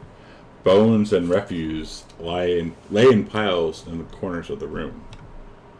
And you can hear what sounds like a soft snore. Uh-oh.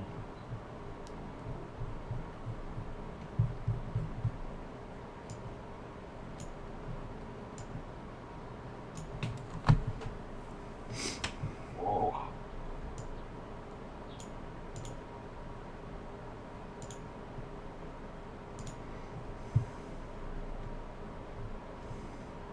Okay. I'm gonna send the elevator back up, but I'm gonna stay down here. Okay. We don't know what happened to you. Oh my god. I think Nicodemus is dead. Sapphire burnt up into flames, and that was the last I saw of him. And then the elevator. Is there even a bird in here? No. She's been burnt clean. Actually, what can I put? What do I have in my inventory? Oh no. What was he thinking? I'm not sending it up yet. I'm gonna put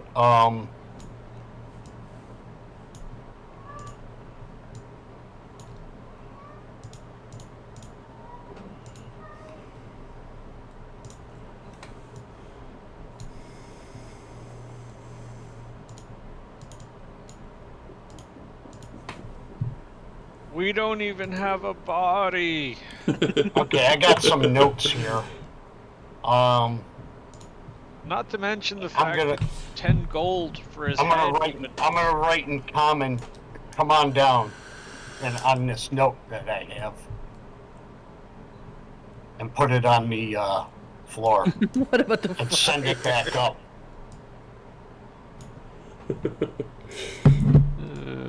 And I'll wait for them. You're just gonna sit here and wait. You don't want to explore? By myself? No. You're a smart man. No. Barbara Whatever will call, snoring, I'll make it. I'm gonna keep snoring. I'm gonna let it keep snoring. A giant snoring monster? What could possibly go wrong? I'll wait. Does the elevator come back up with a note? Yes, 30 seconds later, the elevator comes up. Nope, intact. Alright. It could So be I'll call Demetrius and Arcadia over and say, looks like there is something down there. Nicodemus managed to get down there, but there was a huge fireball still. So I imagine that he and Guys, poor Sapphire is poor dead. Sapphire was incinerated. So, Ah! but this is definitely the way to go. We just need to figure out how to stop the flames. What? Who's good at investigation? Steve Kamos, has an idea. you're good at investigation. Why don't we just use mining picks to smash the heads to rubble and then stuff them with the stone? I suppose we could try it.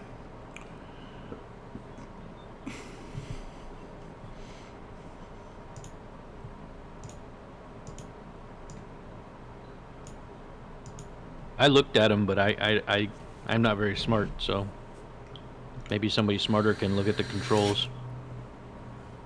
There must be a safe way to do it. Alright, fine. I look at the controls. I investigate them. Okay. What skill should I use? Investigate.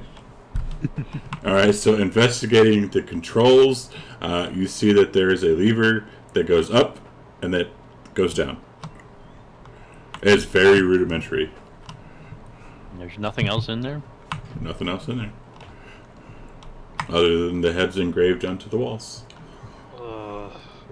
Also, if we, use the pickaxes to put a hole in the floor, won't the oil just flow in and then go down the hole? It's possible. Right. I'll lift Chamas up to look at the heads. You're gonna pick it up. Whoa, okay. And I am going to use, I'm going to investigate the heads. Okay, so looking at the heads, they are engraved into the walls. The dragons are depicted with snarling mouths. And they're just holes in the wall. Correct. With my deep insight on the situation, I can tell you that these dragons are angry. I think they're smiling. So looking, though, kind of like, I guess maybe putting your eye up to it, give me an Arcana.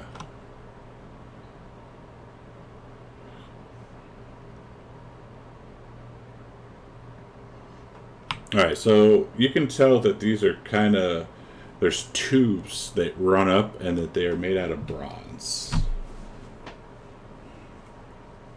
Okay, so I can see the tubes in there. If I can see a mechanism, can I, does it look breakable? Not really.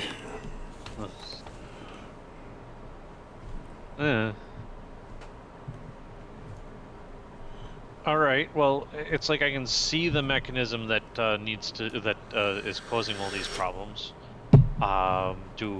Do any of my skill checks give me the best reasonable solution to the problem?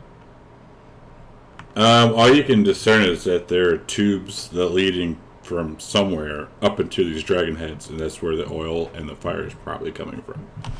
Now, I was watching. We also watched this elevator shaft from the outside. Did I ever see these same tubes in the elevator shaft? No. So they're probably coming from below. Interesting. I think we just want to pick a hole in the floor and just simply drop rope and go down without actually using the elevator. How does that sound, guys? You can try it.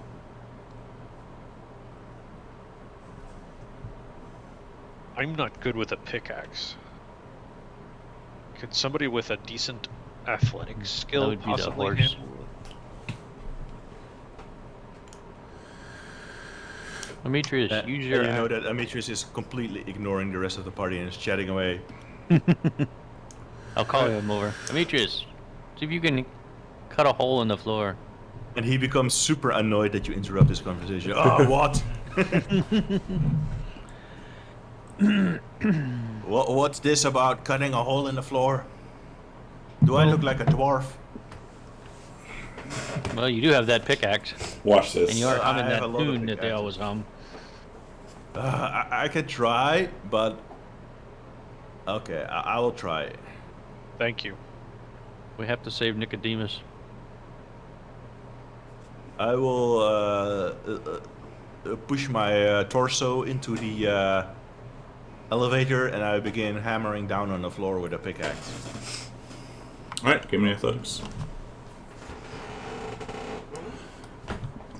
And you hit the floor with the pickaxe, and it bounces right off. I think the only answer is to do something about the dragon heads. This is a dwarven craft. Dwarven crafts are usually like unbreakable. Gotcha. Or you just rolled really crappy on your athletics roll. So we've got a couple tubes that we could block, and when we blocked them with ice, we know that some amount of fire came out and burned, doing unknown amounts of damage, just enough to kill Sapphire is all we really know. That doesn't sound safe at all. I'm like using I'd be using out of game knowledge to say that it's a good idea to go in. Because I'm going to say I'm not going to get myself burned. yeah.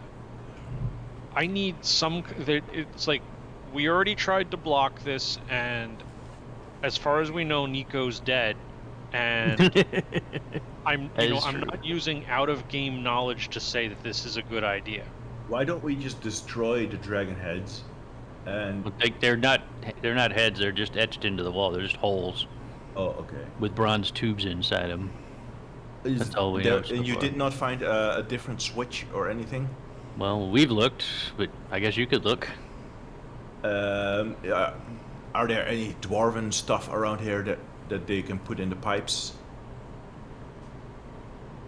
I will do an investigation with my 0 intellect. You know that you see a mean-looking dragon looking at you. Arcadia's gonna give it a try. Why not? Everybody else is looking in there. Yeah, and Amitri is kind of a little bit afraid of fire, so not exactly looking forward to getting spewed on. Arcadia, you look around, you see the controls, same thing, there's nothing special about them. It goes up and down.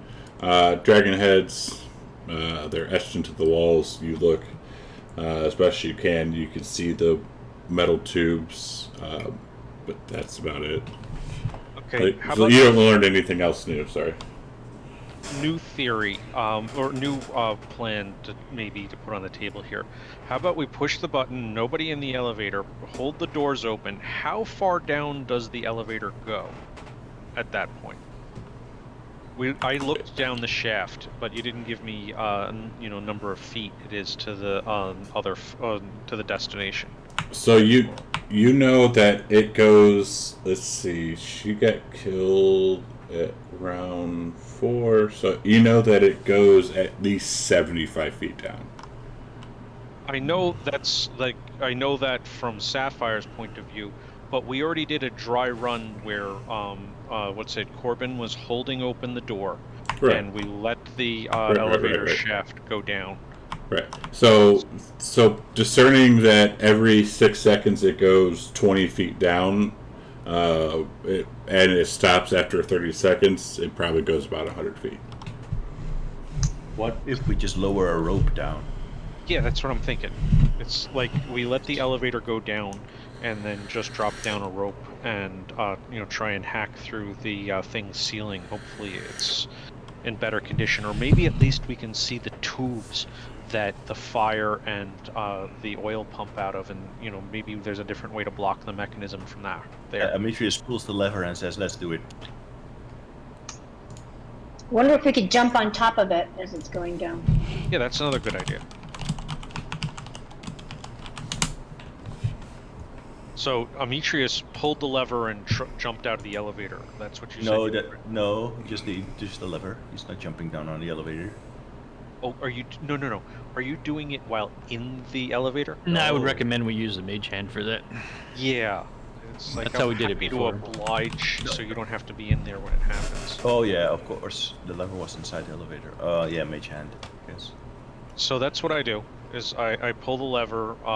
Corbin's trying to keep the doors open. Help me out, Demetrius. I will put my crowbar in there. So that's with advantage now, since I put a crowbar in there. And you're able to prop the door open. Oh, okay. All right, the elevator starts to go down. Does it blow up again? Are you guys just looking? Are you jumping down, or Yeah. what are we doing? I look down there where I just like basically crawl between their legs if I need to, just to try and get a better idea of what's going on. So Kamos, let's see, because you don't have dark vision, do you? So no, it disappears for Kamos after about 20 feet because you have light going. It disappears from you, but then after about 24 seconds, the whole shaft lights up. Okay. I I'm gonna cast light on a pebble, and I drop it down the chamber to try and get better view of what's going on. Okay. So it starts dropping down. Nico, while they're all doing that, you lay your bedroll out, and a few moments later, you hear a ding as the elevator doors open up. Stand up. Where have you guys been? And it's empty. I send I put it in there, you're waiting for. And I put it on the floor and I hit the button again. Wait. Oh, Oh no. It's coming back up, guys. I love it. How far down was it? About 100 feet. Ooh, a long way. Well, when it's back up, we send it back down. okay. Do we get the notes? Yes.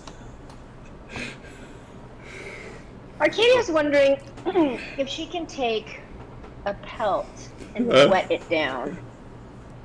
Ask Steve to freeze it around her and go down with as in a small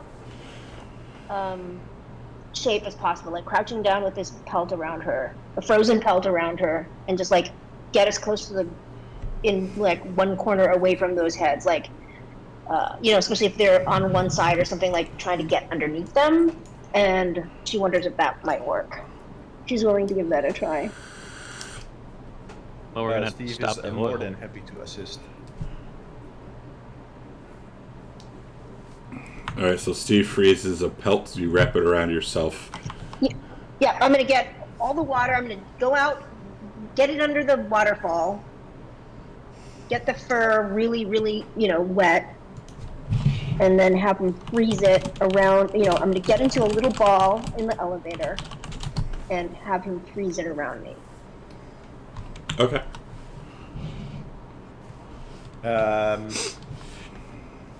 And what about the oil? That's still frozen up? We'd have to refreeze the oil again. You'd have to get more water while you're out. If you're going back out, we'd have to fill our water again. Yeah. We freeze the Dragonhead and Arcadia, and then send it back down, I guess. And she's gonna take Nyx and wrap herself around Nyx. So now Nyx has a double layer of protection around her. Okay.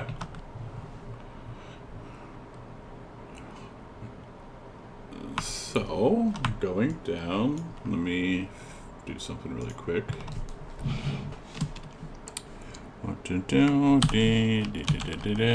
Tell Steve he can use absorb elements on himself. 6. oh, Good. shit. But he doesn't have spell slots, so... I could have used that. I have absorb elements. Son of a bitch. Alright, so Arcadia. Actually, hang on. That would be 4d6, not 5. 6. Because she is wrapped up. Alright, so Arcadia, you go down. You are wrapped up pretty nice. And you only take this amount.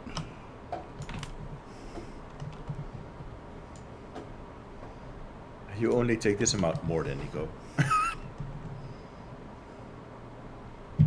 Ooh, nice. Nick's is fine. Okay, so I hear the door ding open. Yes, and you see Nico kind of...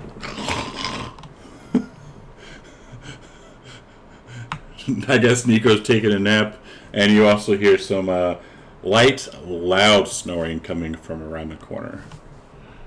Give me a second, let me move it to a new map. So, anyone else volunteer? Amicius has?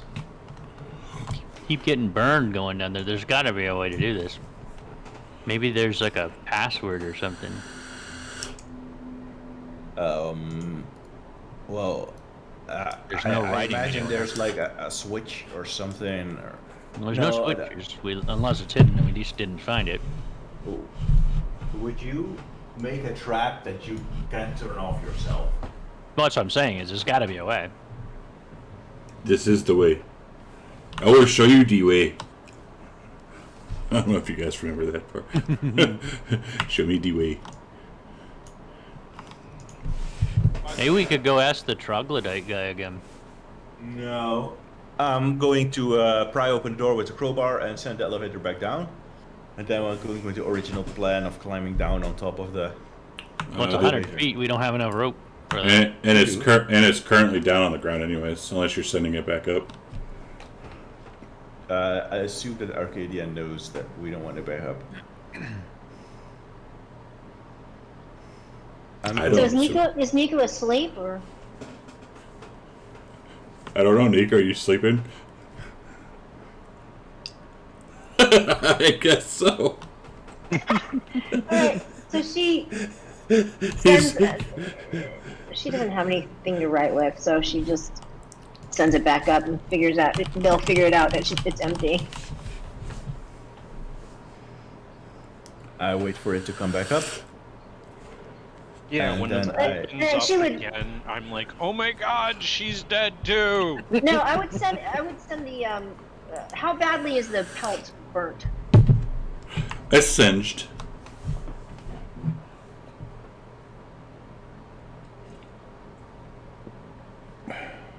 Held up with, empty with the elevator. Okay, well, I'm going to set the elevator back down. And I'm going to prop open the thingy and then climb down on top of the elevator and then use the mining pick to try and open the roof. Give us an athletics to prop it open. With the crowbar. Yep. I'll help him doing that so you can get advantage. And do you have rope already laid out? I have. I will ask Corbin to borrow me his rope of climbing. Then I will tie the two ropes of climbing together. I don't want my rope climbing to get burned, but I'll give you my regular hemp rope. Okay, sure. Alright, well, so you go to try and prop the door open, and I guess you kind of like jabbed it a wrong way, and it starts, it doesn't really work. Like it's still closing. I'll jump in and try and hold it open. Alright. With advantage, because crowbar. Just re-roll it here. Yeah. Alright, you're good. You're able to get it. Alright, so you tie the rope to the thing. You are going down on top of the roof. Yes. Okay. Like I wait for the thing to go down all the way, then I use the two ropes that can carry 3,000 pounds to climb down. The rope of climbing. Oh, you're just waiting. You're just waiting for it to go all the way down. Yeah. Okay, so you got 100 and so I'd say probably about 110 feet because there's 60 feet plus you're tying them. So yeah. All right, you make it down. So you are on top of the roof now. And then I'm going to grab my miner's pick and I begin ramming down on the roof. Okay.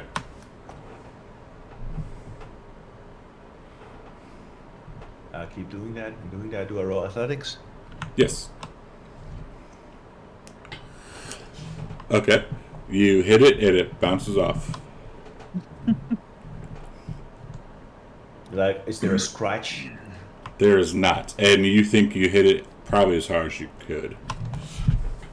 Okay, so this thing is pretty indestructible. Okay.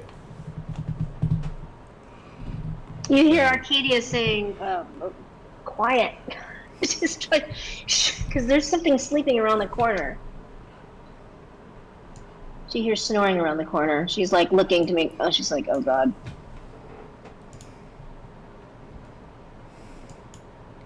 I will ask my rope to carry me back up.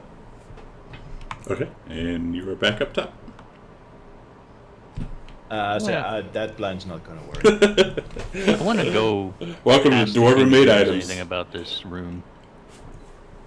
Remember, I'll give you a reminder that you did promise the king you would not pass that bridge.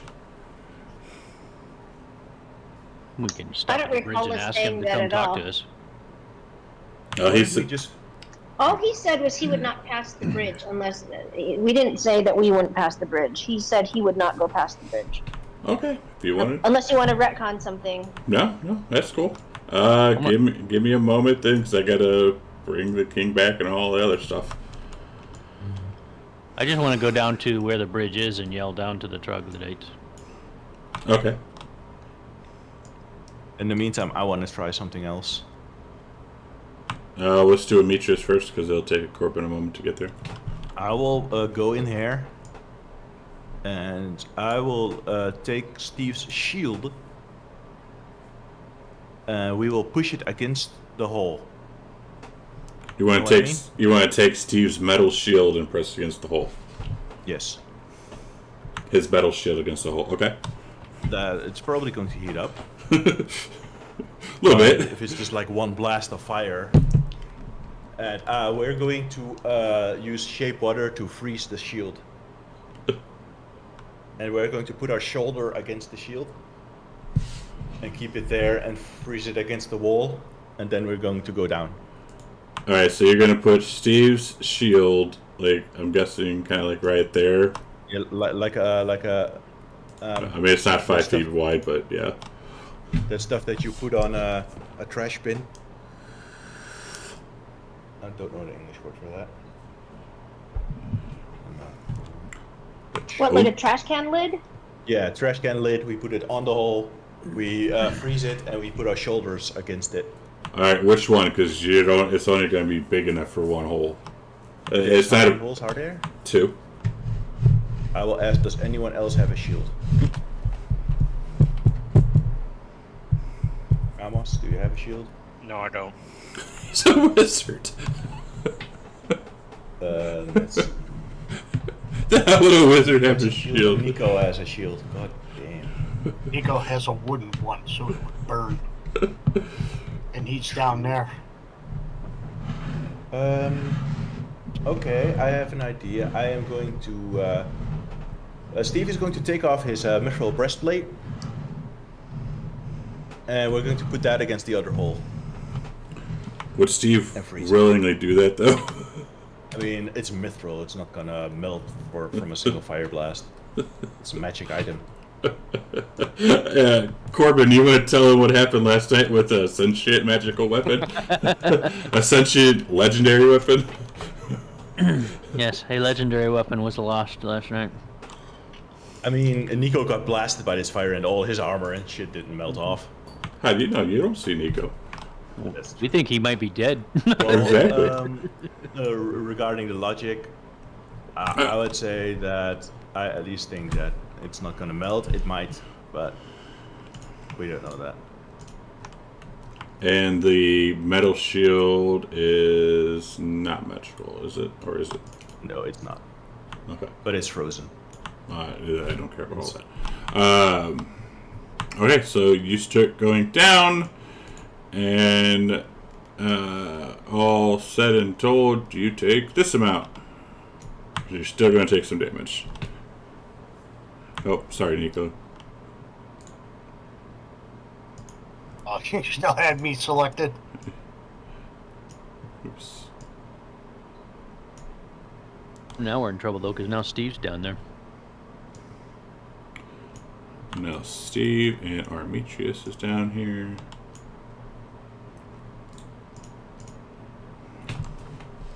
Corbin, you go back. Do you go to... I'm gonna go back to the bridge and just see if I Like- can yell down to the troglodyte guards. Alright, so you're going to go to the top of the bridge, then, not Yeah. the bottom. Okay. What do you yell? Oh, mighty king, I seek your guidance to help the dwarf. Okay, so a few moments later, you hear kind of like some loud cracking and hissing and, troglodytes moving, and about a minute or two later, you see about 20 troglodytes all show up with the king in the middle, and he starts laughing and, what do I get?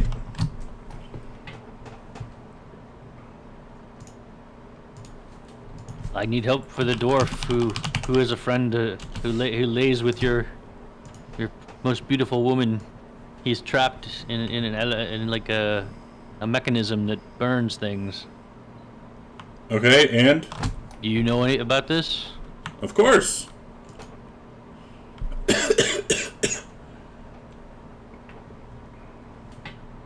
Of course I know about it. What would be your price to help me with this? Go ahead and give me an offer. I will give you 10 gold. What use do I have with gold? What do you need? Answer me a riddle. A couple of riddles. How about that? Corbin's not great with riddles, but I'll try. This dude is addicted to riddles. Fine. You measure my life in hours, and I serve you by expiring. I'm quick when I'm thin, and slow when I'm fat. The wind is my enemy. What am I? I'll call down the hall for Kamos. Kamos, riddles! No, not him. I want you. No Googling. Say again, slowly. No, because then you're going to type it. No, I don't. I don't even remember what you said. You measure my life in hours, and I serve you by expiring. I'm quick when I'm thin, and slow when I'm fat. The wind is my enemy. What am I?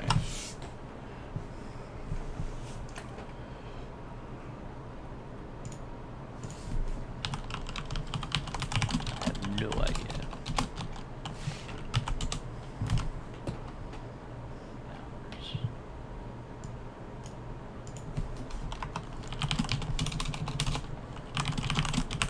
Corbin looks defeated and says, I do not know, mighty king. You are smarter than me. Bah! Then I don't need you. I ain't gonna help you. I will pull out the rope of climbing and say, but I do have this fancy rope I could give you. Don't need this. May one of my friends try this riddle? Nope. You are asking me for my help. That's why I'm giving you. That's why I want your help. How can answering the riddle give you help? Because if you answer what I want to know, then you will get. Alright, Dan, just restart. I don't know. What happened?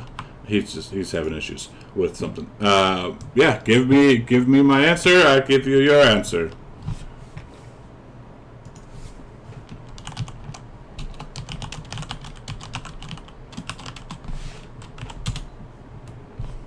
Read it back to me again. Last time, filthy, not wannabe dwarf. You measure my life in hours, and I serve you by expiring. I'm quick when I'm thin, and slow when I'm fat. The wind is my enemy.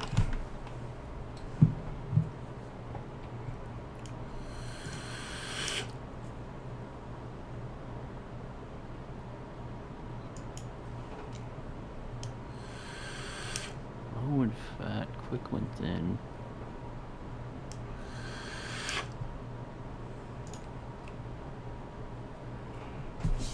Tack tock, tick tock. I don't have all day. Corbin will give up and say, fine, I guess the dwarf must die. I'll Very walk well. away.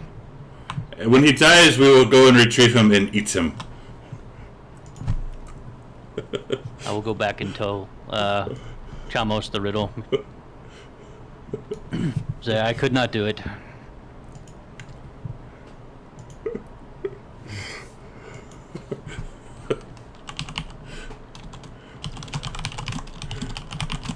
And Kamos is muted if he was trying to talk. Oh yeah, right. That's what had a good ramble in there. First of all, I don't know it, but I'm just gonna repeat what I heard. Maybe it'll help me here. It's like you measure its life in hours. It serves us by expiring. It Slow when it's fat and quick when it's thin. fire is not measured in hours. And wind is its enemy. Right. I'm like I was ready to say it was a fire, but it's like it's a fuse. A fuse serves A you candle, by maybe, fire. but I don't know. Yeah, but what serves you by burning out, and what is? I mean, candles. Yeah, they're fat, but they're not slow or fast. Anyway, it's too late. The It king is. wouldn't take anything but the answer to that riddle, and he didn't want me to ask anyway. So Gotcha. I Which guess fun, we're just stuck up here. which fun fact? The answer was candle. That was easy. Yeah, it was. Candle. It doesn't Well, serve Colonel, you by you should have. expiring. Yeah, when the candle's almost out, the light's long and flickers real quick. And you know, when the you- fat kind of gave it away. Yeah, when you first light it up, it's nice and long and slow burning the crap. I have to be honest, I wouldn't have guessed it, but if you typed it out in chat, I might have given enough time guessed it without googling. I'll run back down the hallway real quick. Candle, candle, candle. Is he still there? His No. whole thing's walking away. Do, do, do, do, do. No, he's not there anymore. All right. You tried. I'll give you that. So there is some way to get down here. We just don't know what it is, and now we. You just ride the fucking elevator. But we're gonna get burned. I'm not even sure Kamos can survive it. Plus, we don't have anything to mitigate the burning with now. Oh my Do god. have the You pussies. You keep saying that. First of all, we can't hear you. Second of all, as far as we're concerned, everybody's dead. Exactly. Everybody died. I'm refusing to use out-of-game information to say. Oh, we I did get should notes. in a We did get box. notes God. back up, so we know that Didn't somebody get is notes. You down. got 2 notes, and the second one was angry. You're gonna get a third one. Oh, I love it. I love I it. I even love have it. an I idea love what it. your handwriting looks like. You think I've right? only known you for days. It's not.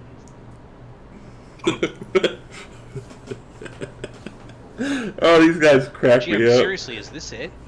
Are we missing something? We're stuck. They're You're stuck? yeah, you can get down. Yeah, if we get burned. There's 2 ways. One was knowing. So, all right, I'll give you this because just kind of speed it. There's a way down there without getting burned, but you don't know the answer to it. Like there's a password because obviously these dwarves go up and down without getting burnt, right? But you don't know the answer to it. I killed them all by mistake. Exactly. And the king probably might know the answer, but then he We also said he did. Yeah, but then he also required a riddle and an answer and response, and he was never given the answer. Okay, for the sake of the, it's like, for the sake of this campaign continuing, and me not just simply going home instead of facing certain death, I'm just gonna get in the elevator and, like, is anybody coming with me? Are we just gonna go down and get burned? Oh, yeah. But is there anything we can do to mitigate the holes? No, I turn to you. Corbin, Kamos turns to you and says, I have divine knowledge that what is it? The only way through this is to go in the elevator and get burnt. That's the only way we're going to get through this, and my soul needs to continue adventuring with this in this campaign. I guess I'll yeah, have to trust to the Oracle. But we should still try to at least block up the holes as best we can. Oh yeah, sure. Now keep in mind, you guys, you do have healing potions. I was just gonna chug one. Shrink. I have 2 potions of healing. One I think is the one with the fingernail in it or toenail or something. I don't think it counts as a full one. I'm going to try and plug both the holes with my bedroll as best as I can again. Okay. And I'm going to hold it in, and then we'll just go. I drink my normal potion of healing because I really only have 8 hit points right now. Yeah. So, it's like actions. You gotta understand, this is maybe the first time I've actually drank a healing potion in this whole entire campaign. That is true. So I'm like, how do you do that? Actions go down to. I see it. Yeah, there you go. Heal self. Bam. There. That's not bad. It's almost max. Right.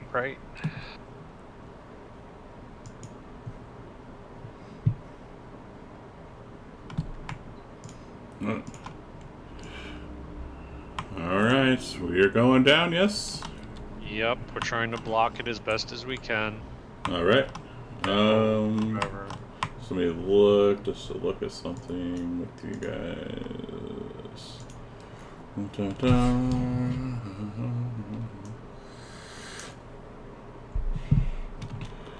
Oh damn, you don't have anything. Alright, yeah, we go down, you block it as best you can. How come it didn't work? Oh, there we go. Yeah, blocking it as best you can and you get to the bottom. I was trying not to be that hard. Oh god, I had everyone targeted still. Shit. I'm gonna look down at the blackened body of Kamos and say, I thought so. So let's see, Nico, Steve, Demetrius. I will second win myself. All right. So you guys get to the bottom. The door opens up, and you see Corbin and Kamos. Well, Kamos is lying, and Corbin's almost lying, dead or dying.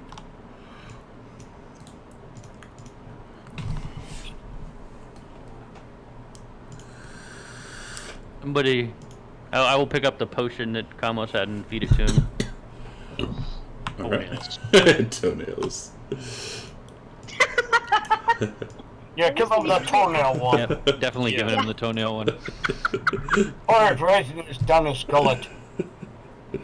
Is it fully effective? Yes. It just has a lingering aftertaste.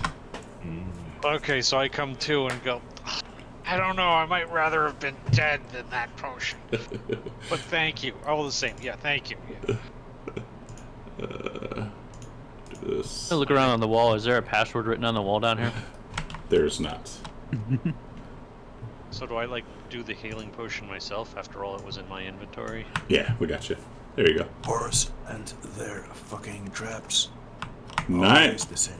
Yeah, 9 HP back. Not bad. And dwarves and their traps always the same. Eh. I think I have a healing potion left too. I guess I'll take it. Guys, can I get out of this death trap? I have one healing potion. Does anybody need it? I've got one that I'm about to take, but I don't have the button, so I gotta figure out where the hell. Just add it from your spells. Type in healing potion of healing and then add it.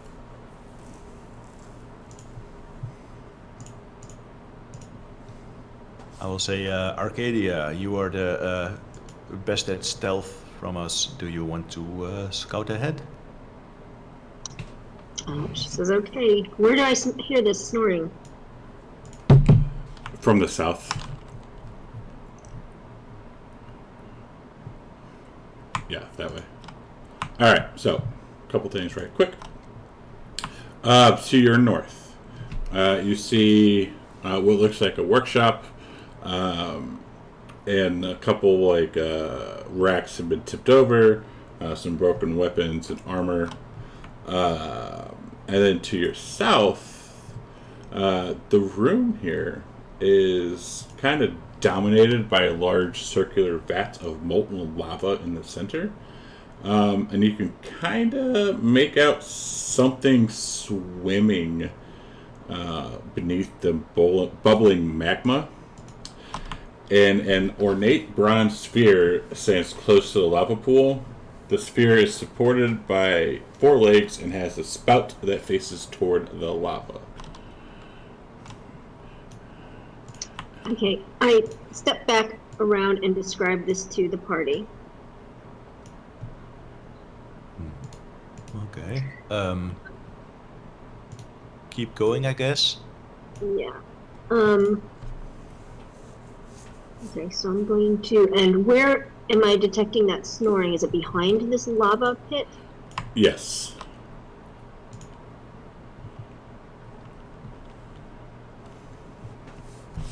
I'm going to try to stay, because I'm casting light, I'm going to try to stay where whatever's behind the lava is stayed in shadow. Okay.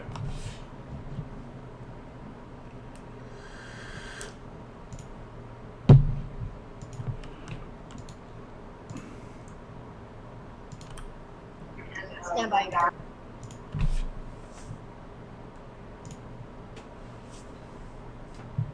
Okay, so I'm going to do a stealth.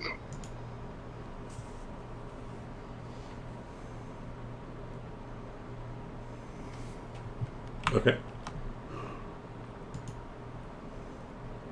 And you can now definitely see something swimming underneath it, like in that lava, that magma right there. Okay, there's something swimming. I'm going to. Can I tell what it is, or can I? Does it? How tall is the wall around this? Because I don't want to be really obvious. I would crouch so I could just like peek at it. All right, so if you're looking at this picture still, I think you'd probably come up to like right there. So you'd have to like kind of stand on your tiptoes to look good.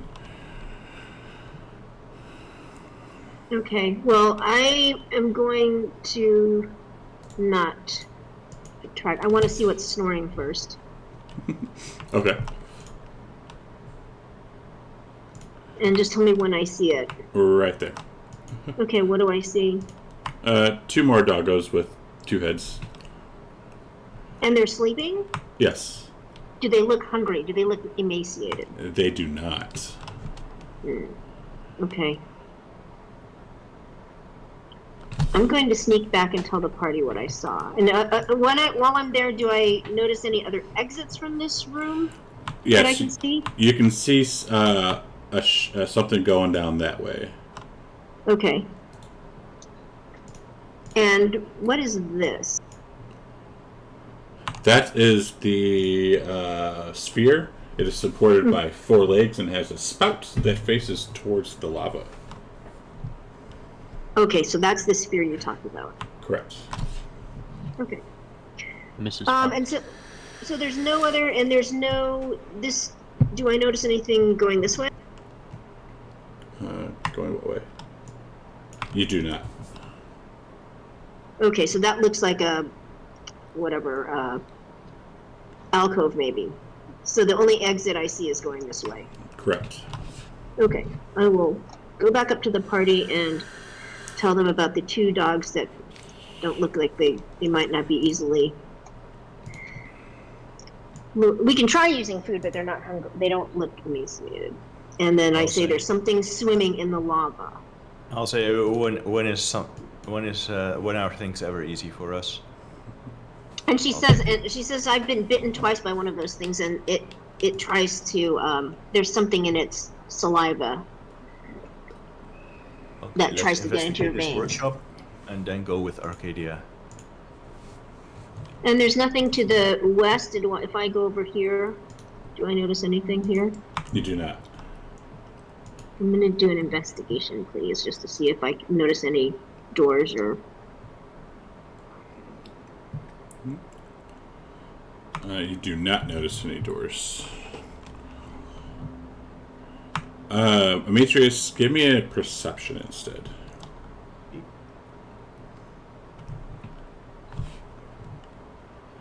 Alright. You do not notice anything. All that's in here is like, that you can see is like rubble and refuge and crap. Just like junk that's been destroyed. I will say to Nicodemus, this may have been Vulcan's workshop. Maybe you can find something that interests your dwarven sensibilities. Go in and look around. Give me a perception.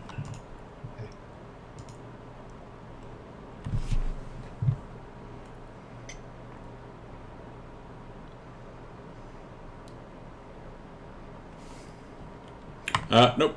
Same thing. Just dirt and grime and broken weapons and spears and armor. Almost like someone kind of threw a tantrum, if you will. Oh, I wonder who that could be. I wonder who that could have been. Well, it looks like we're gonna have to come in here and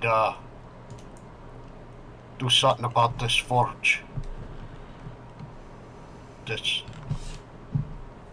I don't know. I'll say, Probably let's have just keep an eye out for traps. Dwarves love traps. Yes.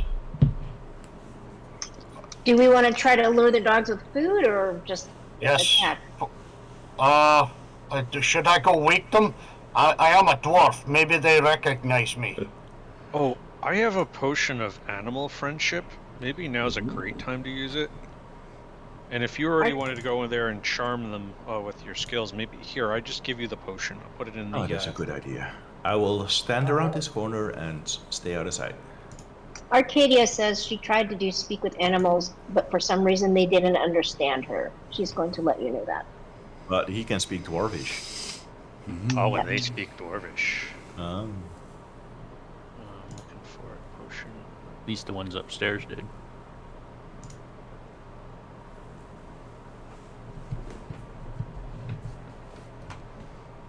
Arcadia's taking cover back a little further.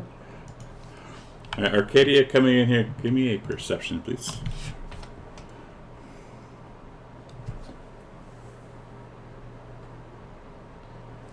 Oh, thank you. Okay, Nico, it's in there.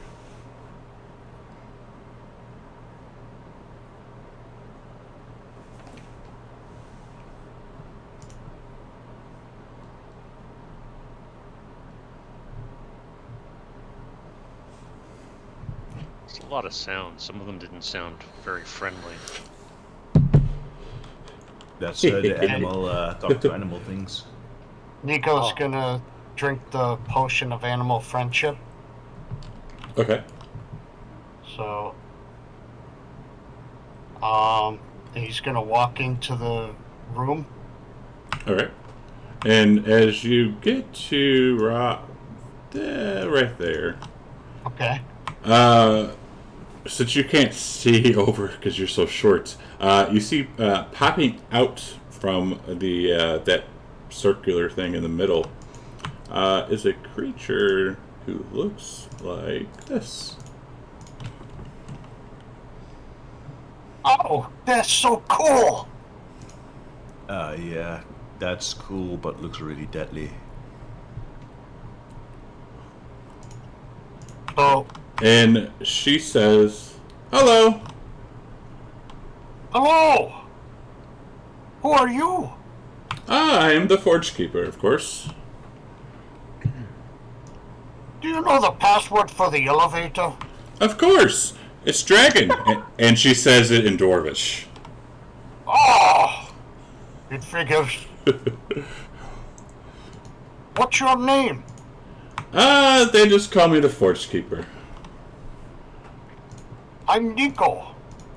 Nicodemus. That's right.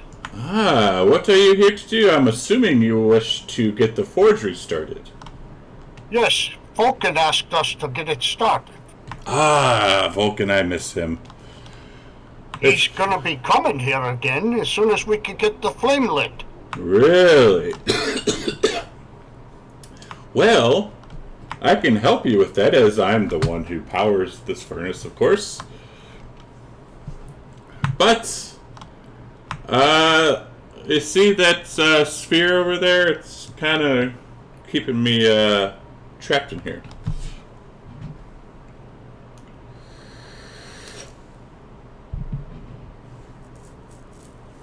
Doesn't look like it's doing anything. No, it does.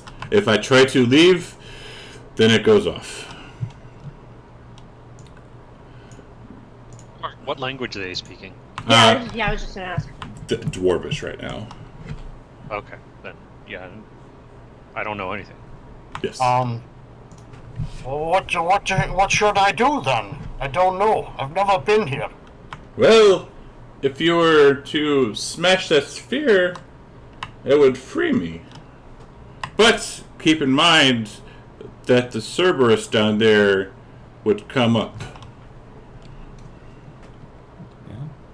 On where? Down in the forge itself.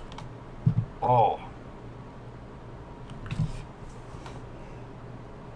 What, should we take care of him? Should we take care of the Cerberus too? First? Well, if you wish to get this furnace restarted, he does need to be destroyed. Cerberus. Like one of these dogs here?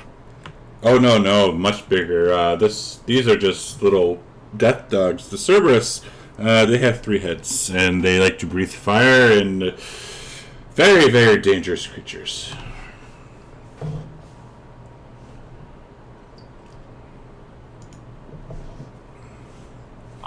How do we smash the sphere? You can destroy it, attack it.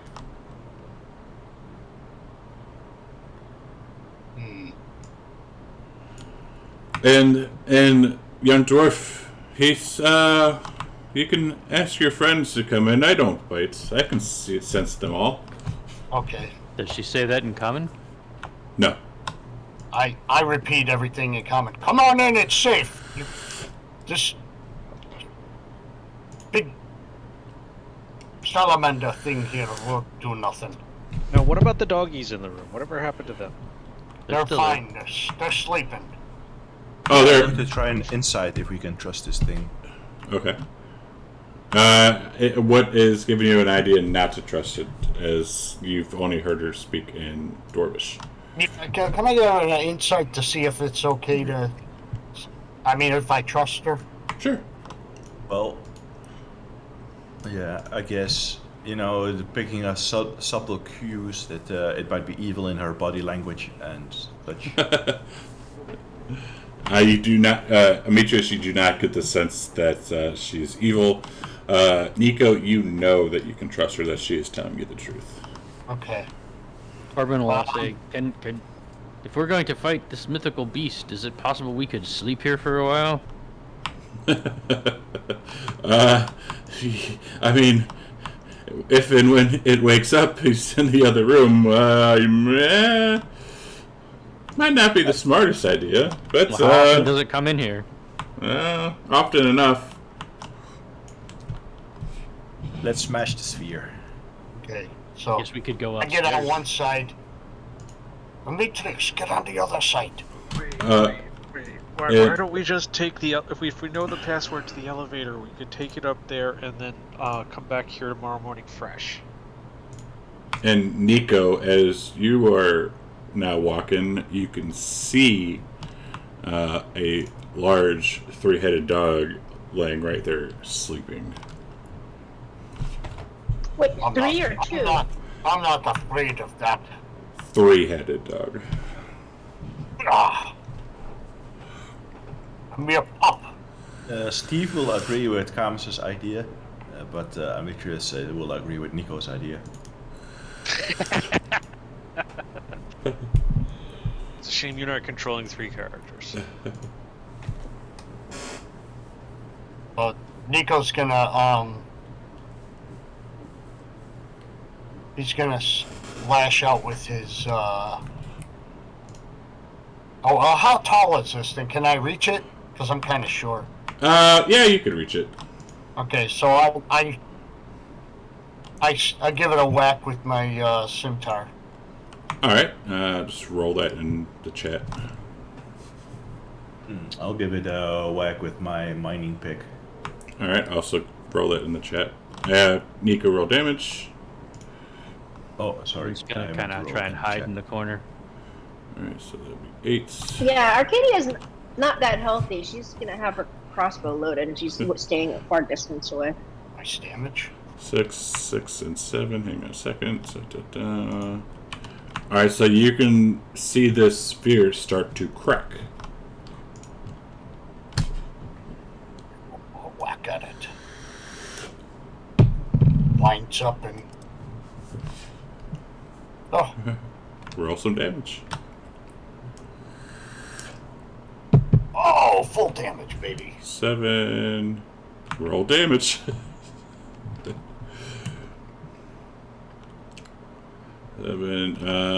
7 plus 5 would be 12. All right, now this thing looks like it's about ready to shatter. I'll say, everyone get ready. Roll some damage. And stop. Dan, you don't need to because it shatters. Or Corbin either. Alright, so... Oh, I was rolling to hide. Yeah.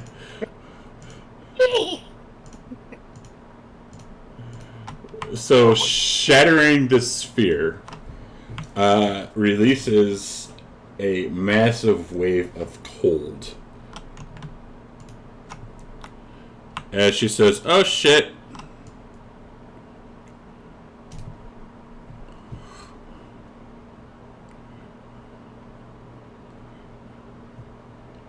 I killed the dogs. Yeah. I killed Demetrius. I killed everybody. And knocked everyone out.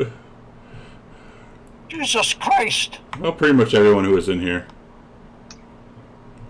Okay, I am going to send Nyx in there, and Nyx has the special ability to stabilize Nice. anything that it can touch. So she's going to stabilize every single person who's down. Okay. Perfect. I think we're taking a rest in here. And with that, we will pick it back up next week. Oh, fuck. What's the deal with Kamos at the moment? Kamos is down. He's not dead. Oh, okay. Because, No, he's not dead. yeah. He's down. Oh, sure, you can trust this Salamander. Well, she wasn't lying. No. Could have told us it was going to explode and kill everybody in the room. She didn't know this. That's fair. It's like, oh, shit. Oh, fuck. Yeah. It's like I gotta dole out some healing spells, huh? I guess so. Oh, boy. That's alright. Yeah, I just want to lay crumpled in this corner here because I flew back and smashed against the wall, and was it cold damage or? Yeah, it was cold damage. I'm just like half frozen, half Could I, bleeding. could I have absorb element stat? Yes. I don't Because even know how... that's just a reaction, right? Yeah. Yeah. You can I think it's 1d6. You roll 1d6 and you absorb that much. I think.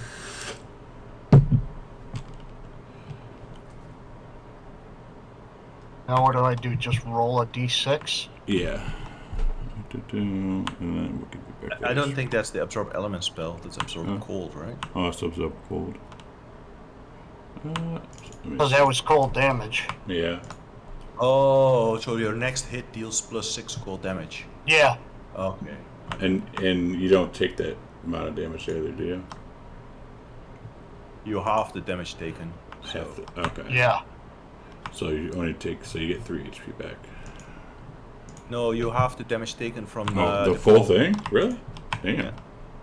That's pretty good, actually. It is. Yeah, it's resistant. Yeah, you have resistance. Yep. But That's it why I does keep kick a that. spell slot. That's why I keep that spell prepared, because it just comes in handy for that. So let's see. How much did you take? Nico, so 34. So yeah, give yourself back, what, 17? That's pretty good. There you go. And give me a perception roll, please. Just Nico. Let me get this out of the way.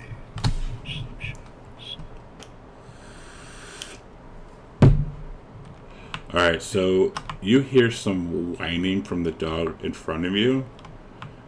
And turning to look behind you, you see 6 eyes staring at you. Oh shit! And that's where we'll pick it back up next week. All right. Campaign over. Not necessarily. Okay, this turned out better than I thought. It turned out fun. You saved the salamander. Yeah. But I gotta get everybody up before this 3-headed dog comes down here. This is true. Shit. Looks like I got some work to do next week, guys. Big time. That's all right. Get my fighters up first. And they're all stabilized, which that's good. Yeah. At least we won't die while rolling. Exactly. All right. That was fun, I think. Nice little you guys puzzles. next I love puzzles. Game, thank you. Good old puzzles. All right. It's so good. So thanks, stream. Hope you enjoyed it. That was a little nail-biting there for a moment. Now they're about to fight a Cerberus next week, which will be At least fun. I got enough Engorgio points to buy some healing potions next week. There you go. So yeah, our next game actually will be next Sunday at Well, that's the 8:30 first time a.m. you get to see Nyx do that. She And flew around and If you need to touched catch up, everybody. That was nice. if you want to catch up on old episodes, there's the link for my YouTube. This will be up sometime tomorrow. And yeah, thanks for hanging out, and we will see you next week.